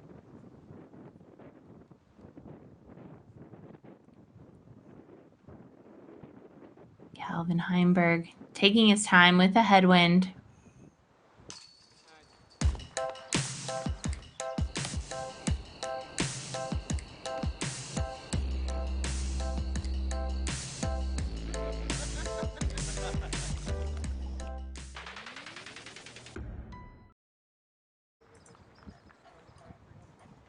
And there we go. Simon gets his birdie, Calvin gets his birdie, and Anthony Barela is the only one to card a par. Here we are, hole 15, down the hill, 465 feet. All this space out to the left, just begging for people to throw the sidearm here, coming from left to right, coming into this very difficult green area with the stump. It just is an elevated basket that's even on an elevated green area, everything sloping off to the left and right. You can throw the backhand. The backhand's a little bit more touchy because it's a tailwind, which is, I mean, not too bad, but it's sort of a tail cross. The crosswind hits that disc, pushes it away. There's a golf green, there's a golf bunker down to the left that comes into play as well. So I like the sidearm because of the way it comes down the hill and just sort of digs into the green. But we know, we saw guys yesterday within 40 feet, I think 3 of the 4 all laying it up. Right. So I think it is the most difficult putting green on this course. Yes, and it's just so perched up on that deteriorating stump that if you're not next to the basket, I mean, you're just lofting up your putt, and the wind has the advantage to take that soaring pass. So we do have some aggressive putters in this card. So we are on the second round. It's moving day. People do want to make their move today to bring them into more of that lead. So we might see a little bit more aggressive play than we did yesterday. So that'll be interesting. Yeah, I think we saw it on the last basket. Anthony Barela's putt is very aggressive. He just pulled it, completely missed the basket, and he was longer on his second putt than he was on the previous one, but stepping up and just making that par putt. Yeah, that was big. I mean, that was a 30-footer. He was close to the circle's edge there. But we're going to head back to the green as Ricci is first on the box. And clearly, Ricci's got one of the strongest sidearms in the game, so he's pulling out that sidearm here on this 15th hole. Yeah, Rick upset. We saw his reaction there, and he's got it. Oh, and yep, we know what happened there. He went into that bunker area. That's the bunker area that I was talking about that can come into play. He felt it right away because he just put a little bit too much turn on it, and that's just carrying too long. Tailwind does that. I like the turn on this, but not enough. He's going to come up inside. Simon's ending up on the right-hand side of the fairway. And wow, what a time for the reaction cam. There's a lot of reaction from these players. A little bit of disappointment out of their shots. Got to be mentioned, Eagle Mcmahon is now 10 under through 17 holes as we see Calvin also not completely, whoa. And I think he must have caught the tree there. But yeah, Eagle Mcmahon has now moved into second place. What a round by Eagle. 10 under through 17. No bogeys. Oh, I like this. I like this by Anthony Barela. Does it have the right distance? He's saying, go, baby, go. Oh, it just didn't have the right amount of D there. Quick break. We'll see you on the green.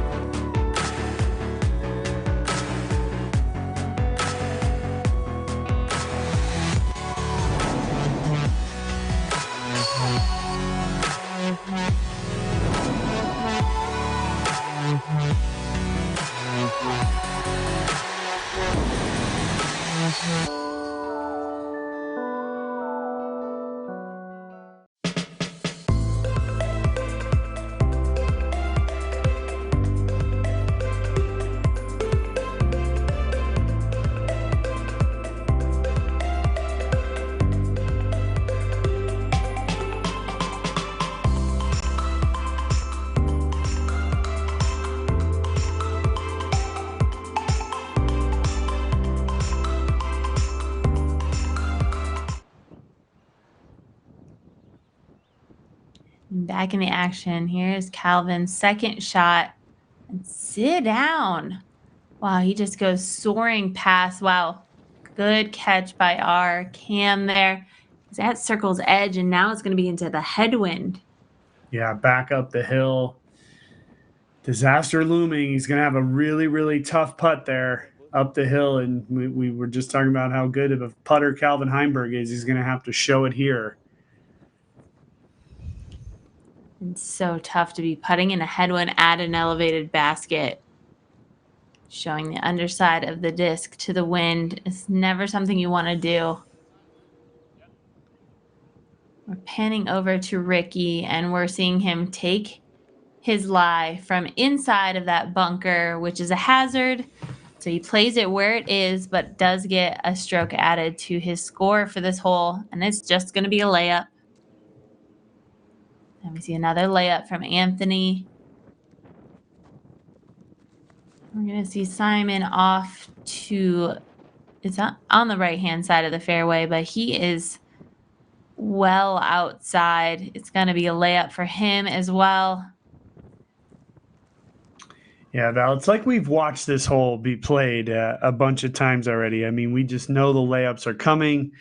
There's no reason. Again, the players have just learned this course. They kind of know where to be aggressive, where to not be aggressive. Or they've seen other players on the card have disastrous holes, but right. Maybe learning from those mistakes. Going back, watching the Central Coast, the Jomez coverage, you know, they see the disaster on this hole, and Calvin in a position to have to go for this. This is 4 par.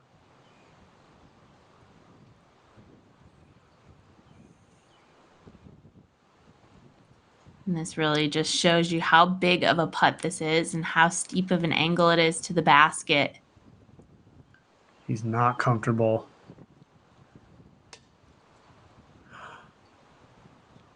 And that was such a nice run, just hitting the band in dead center. Yeah, a little bit more of a tester putt. Again, still in the headwind.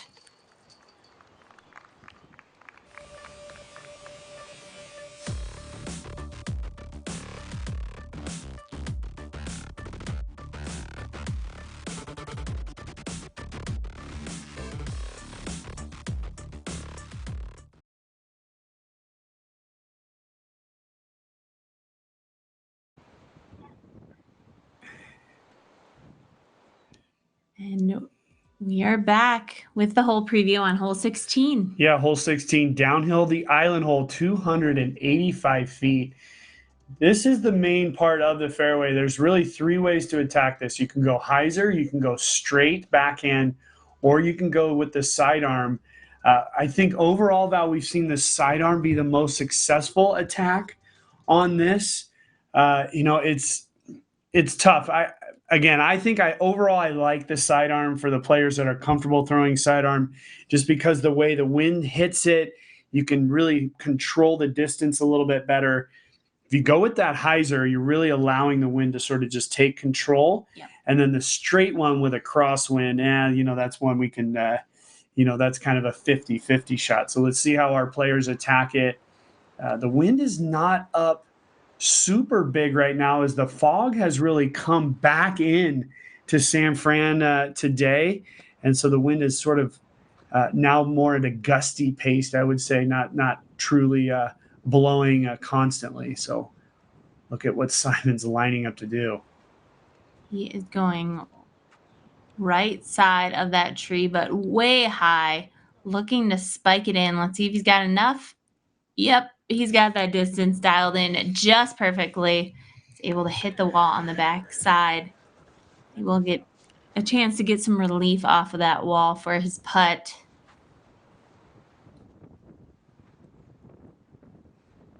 I threw the hyzer last year. I was comfortable with going out there. I had picked a mid-range disc that I was comfortable with.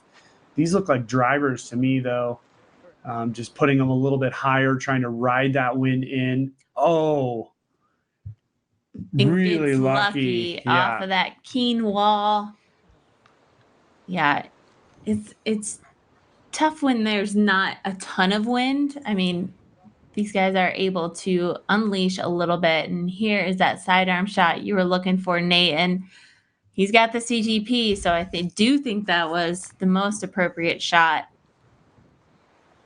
So we've got 2 backhands, and it looks like it's going to be 2 sidearms. Calvin whipping it off to the left-hand side, bringing the disc in, and that's the second one to hit the pyramid. Nice shots, and we're going to take a break, and we'll meet them back inside that island.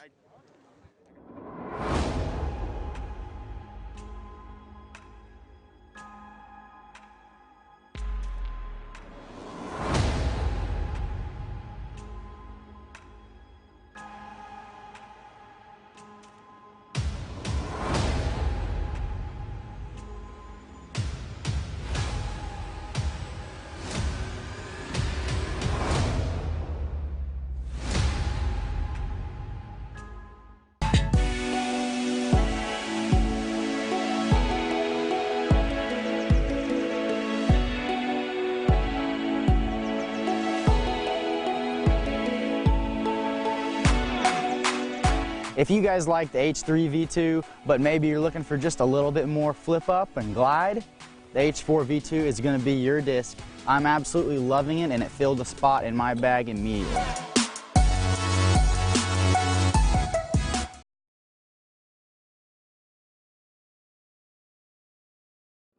Hey, what's up? How's it going? And we are back at the island. The gusty winds. Look at that. Look at those flags. They were dead just a minute ago. But of course, they're going to pick up for these players just to make their putts just a little more challenging. Needing some height under that. Simon was the first to putt for birdie as everybody's made it inside the island.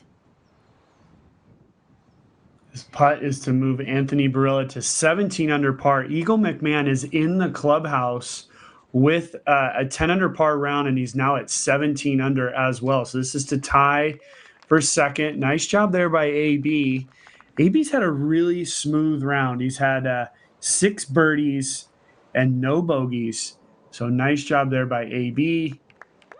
And for all these guys, I mean, this basket looks regular height. So maybe they're appreciating the elevated basket. I mean, just, you can see Simon's just taking it as just a little leaner. But only one to card a par on that, while the rest of the card gets birdies. And we're moving on to hole 17. Yeah, hole 17, 599 feet straight up the hill. Big, wide open fairway. No OB to worry about. There's a little bit of OB on the right side. Not going to come into play from this tee pad. And then you come into the green. I really like being big out to the left. And you create this nice swooping sidearm into the green. It's wide open on the left side of the green. If you take the backhand route coming into the green area, there's 2 big trees that guard the basket. Still a pretty wide opening, but for the most part, I think the more consistent play would be around to the left. It's nice to be able to throw a sidearm with a nice head cross that's going to bring the disc back into the basket. But really, let's say it the way it is. This is a must birdie for all 4 of our players in this group. Even though there's a headwind, it's 600 feet. 400 feet drive is going to leave you just 200 feet into the pin. So a must birdie for all 4 of our players. Yes, it's a must birdie, and putting yourself in the right position is just going to make it that much easier. And we're going to head back to the tee as Ricci is lining up his shot. It looks to see that the second card is still putting. So we have Adam Hamus.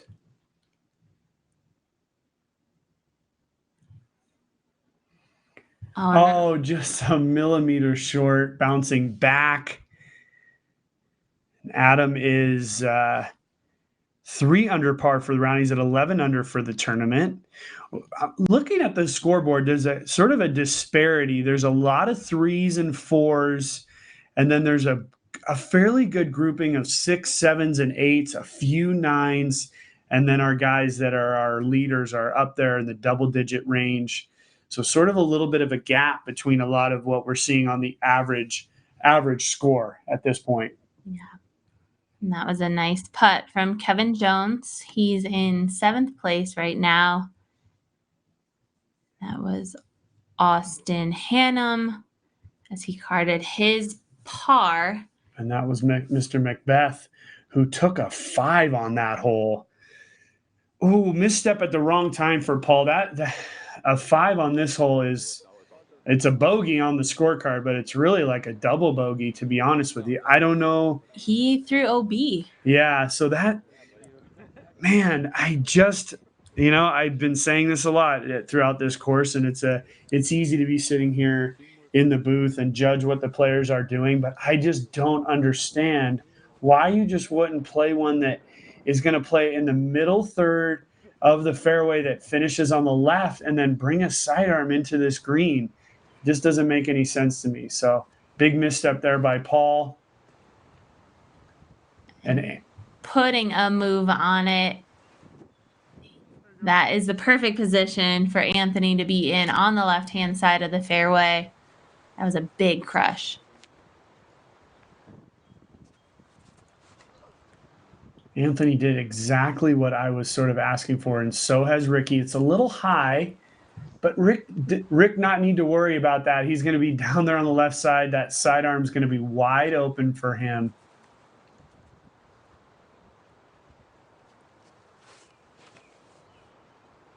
And here's Calvin taking a little bit more of a low shot.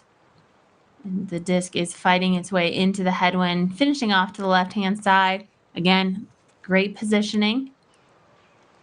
Simon just ready to go immediately. This is what the big boys can do. Put it a little higher on the hill. Quick break, and we will be back in the fairway.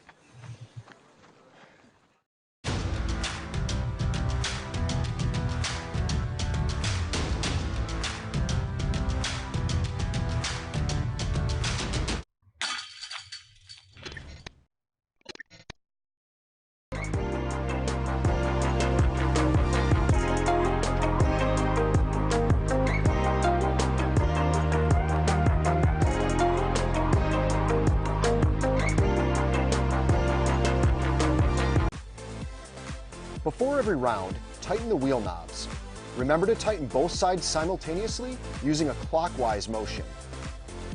Only tighten the set screw once your wheel knobs have been tightened.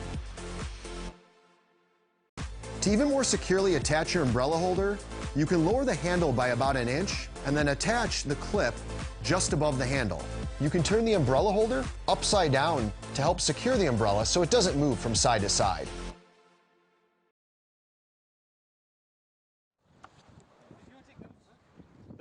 Here we are back in the fairway as the players have made their ways to the crushing drives. And let's see if they do take Nate's advice and throw the sidearm up to the basket. We are still discussing how Paul Macbeth found himself in the out of bounds, but we do think it could have been that upshot. That's the only way to get to the out of bounds, which is on the right-hand side. Here comes Anthony, putting it on the inside of the main tree, but up on the green. Yeah, I would have been willing to put money on the fact that we would see sidearms from two of the players, Borella and Wysocki. A little backhand here, perfectly executed. Yeah, plays it nice and low, but then with that dirt ground cover, he's able just to skip it up right next to the basket. And this is a great view here. We're seeing the wind from left to right. Look how much space he has over there. It's incredible. He's throwing uphill, all the protection of the side hill throwing into it. It just doesn't make any sense to play the hole any other way. Yeah, then that was perfectly executed, and we're going to make our way up just a little farther up the fairway as Simon really put a move on this. He did step up quickly and throw, but Simon has such an arm that he was just ready to let out a little frustration after missing out on a birdie on the previous hole. Look at this angle he's got. taking the wide route. And executing it very, very nicely. Yes, landing it in nicely. Didn't skip too much. He is parked. And take a look at this leaderboard. We've had a lot of movement in the top 10. There are so many birdies on this UDisc Live scorecards.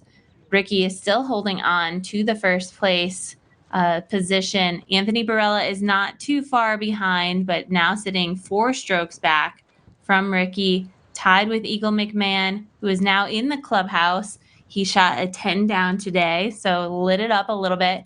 Simon is hanging in there as well. He's in 4th place at 16 under, 6 down for the round. Paul Macbeth is 1 stroke behind him with 1 hole to play. We will see how this finishes up and who will be in our lead card for tomorrow. But here is Anthony, again, sitting in 2nd place. Gusting wind. Oh, boy. Watch out, cameraman. Gusting wind. Look at the wind picked up right after he released. He now has this is the same situation that we saw back on the 14th hole. He's now with the tailwind, and he was able to cash that putt. And let's see what he can do here. It's all about the height, making sure he's able to dial this in, even in the tailwind. Yeah, that tailwind just completely dropping it out. And there comes the blemish. And in our lead card here, the only person that had not had a orange-colored box on their card was AB. Unfortunately, he's going to have one now. I think it's going to be 3 birdies otherwise.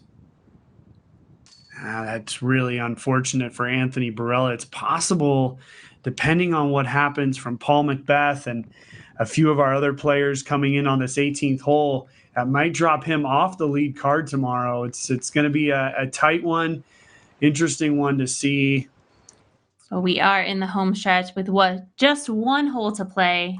Here's hole 18, Nate. Yeah, playing some speed golf here. We're just 2 hours and 15 minutes into this round. Hole 18, 719 feet up the hill, all the way up to back to the clubhouse, basically where the players started. The tee shot's pretty tough. It's a headwind with a side hill sloping left to right. And then once you get up there, this is the green complex that you're coming into. And there's a golf green, 2 bunkers, OB to the left, OB pretty far up to the right. And now we'll come into a live shot of Kay Jones. It looks like Kay Jones is actually inbounds here. A good look at what the green complex actually looks like. Ooh, and he was feeling like he made that from there, and that would have been a huge putt, as we see circle 2 flag right there.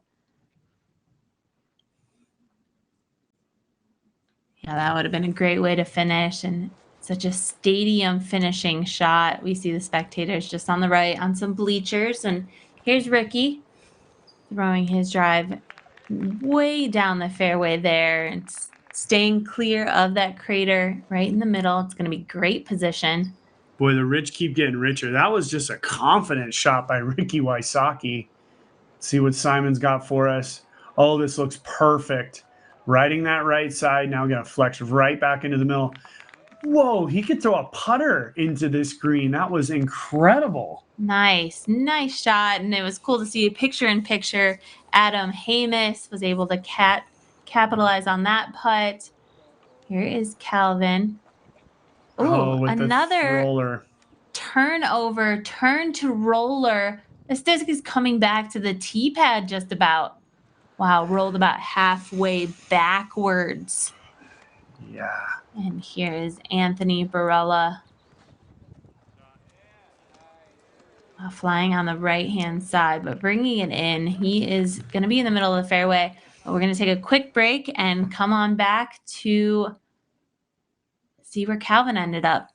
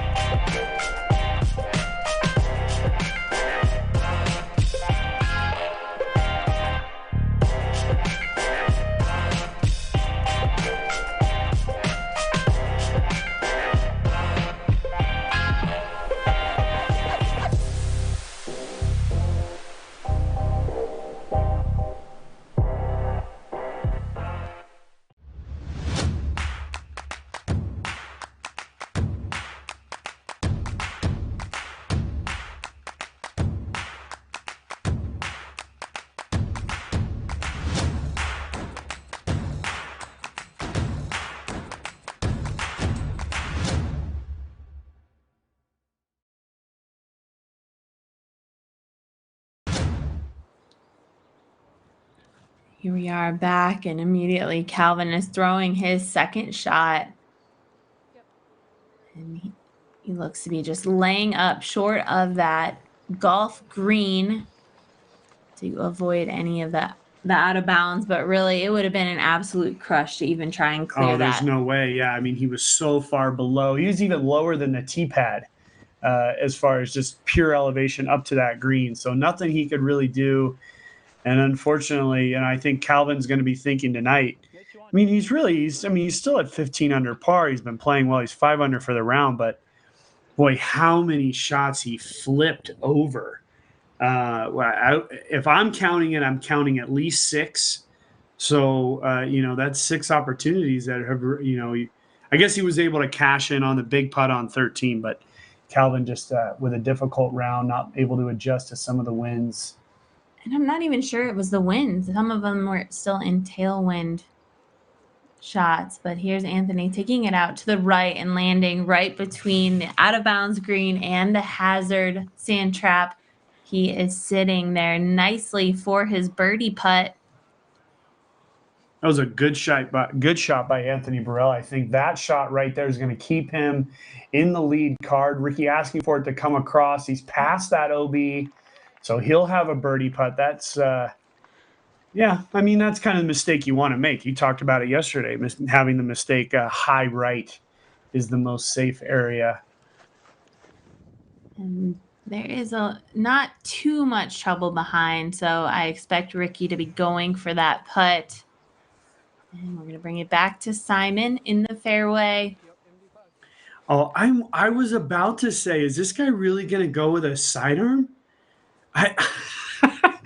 He had a smile on his face. I couldn't believe he was even lining that up. This is just a little chip backhand for Simon Lizotte. And he's chipped it into the bunker.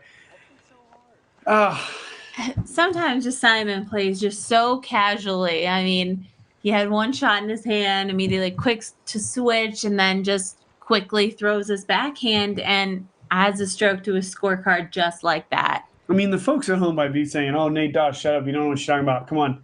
The backhand is what he should have been throwing. He just quickly switched from a sidearm to a backhand, threw all within about 5 seconds. Oh, this needs to get down.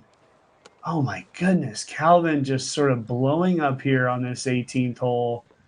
That's going to be OB, so he'll be putting for bogey from that point. But I will say this about Simon. That was the correct shot, just playing it just a little bit too quickly. And Val, while we were in that last commercial break, I was already lining up my second round breakdown and my third round preview, and that kind of changes it up a little bit. Because if Ricki Wysocki is able to put this putt in, it's going to put him 6 strokes ahead of second place, which is Eagle and Simon. So that'll be kind of a fun game tomorrow. But it is the game Simon of disc Eagle golf. Game, yeah. And you do not count the strokes before they fall. Anything can happen. No doubt. Perfectly said. And to pan out a little bit here as Calvin takes his relief after going out of bounds.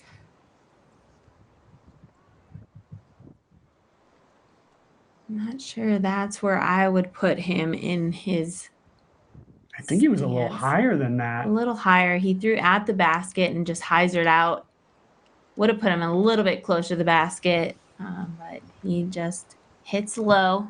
That'll be a double bogey for Calvin. That'll end his run at a potential win. Still potential for playing great tomorrow and having a high finish. Oh. Exactly. Do not count the strokes before they fall. And you've seen Ricci hit putt after putt like that all day long, but just on this last hole, not able to capitalize. Simon for par, as that was a hazard. So I guess the storyline doesn't change at all, except we'll see what Anthony Barela can do here, which will make a 3-way tie. If he's able to put this in, so improve him to 17 under par. And there's that wind. He's just taking that extra second to get a little bit of focus, understand where the wind is coming from. Really making him earn this last putt, and right in the heart. Nice putt to finish the round. He will stay in 4th place as Ricci drops in his par. Calvin with a double bogey.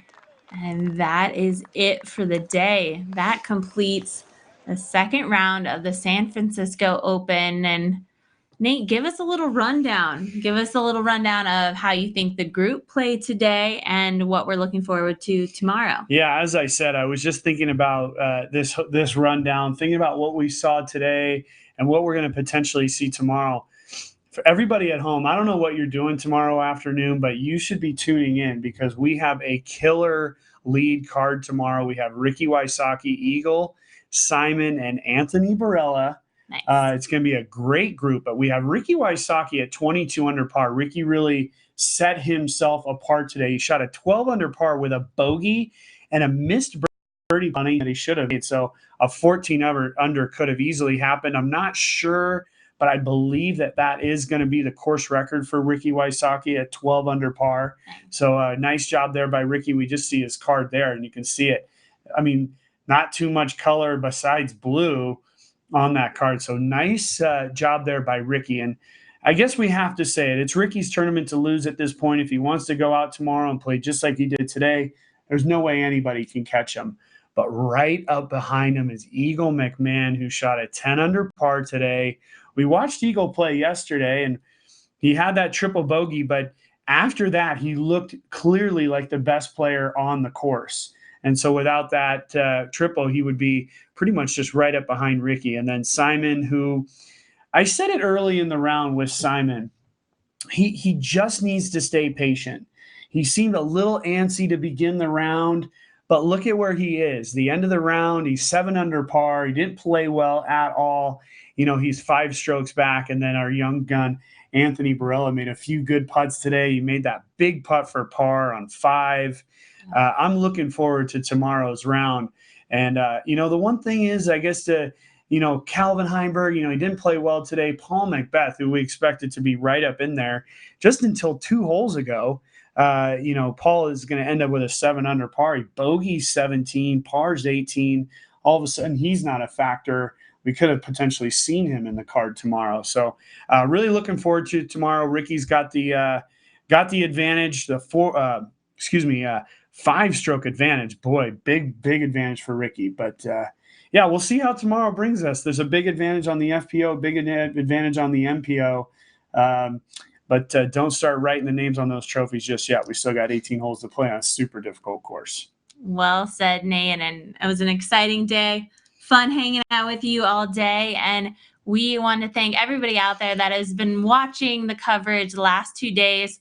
We've got the final round coverage starting up at 9 a.m. Pacific. That's 12 noon on the East Coast. So we want you to join us then. We'll be back with the FBO coverage and then again with the MPO coverage in the afternoon. Stick with us. We're going to see who is crowned the San Francisco Open 2009 champions tomorrow. Have a great night, everybody, and we'll see you then.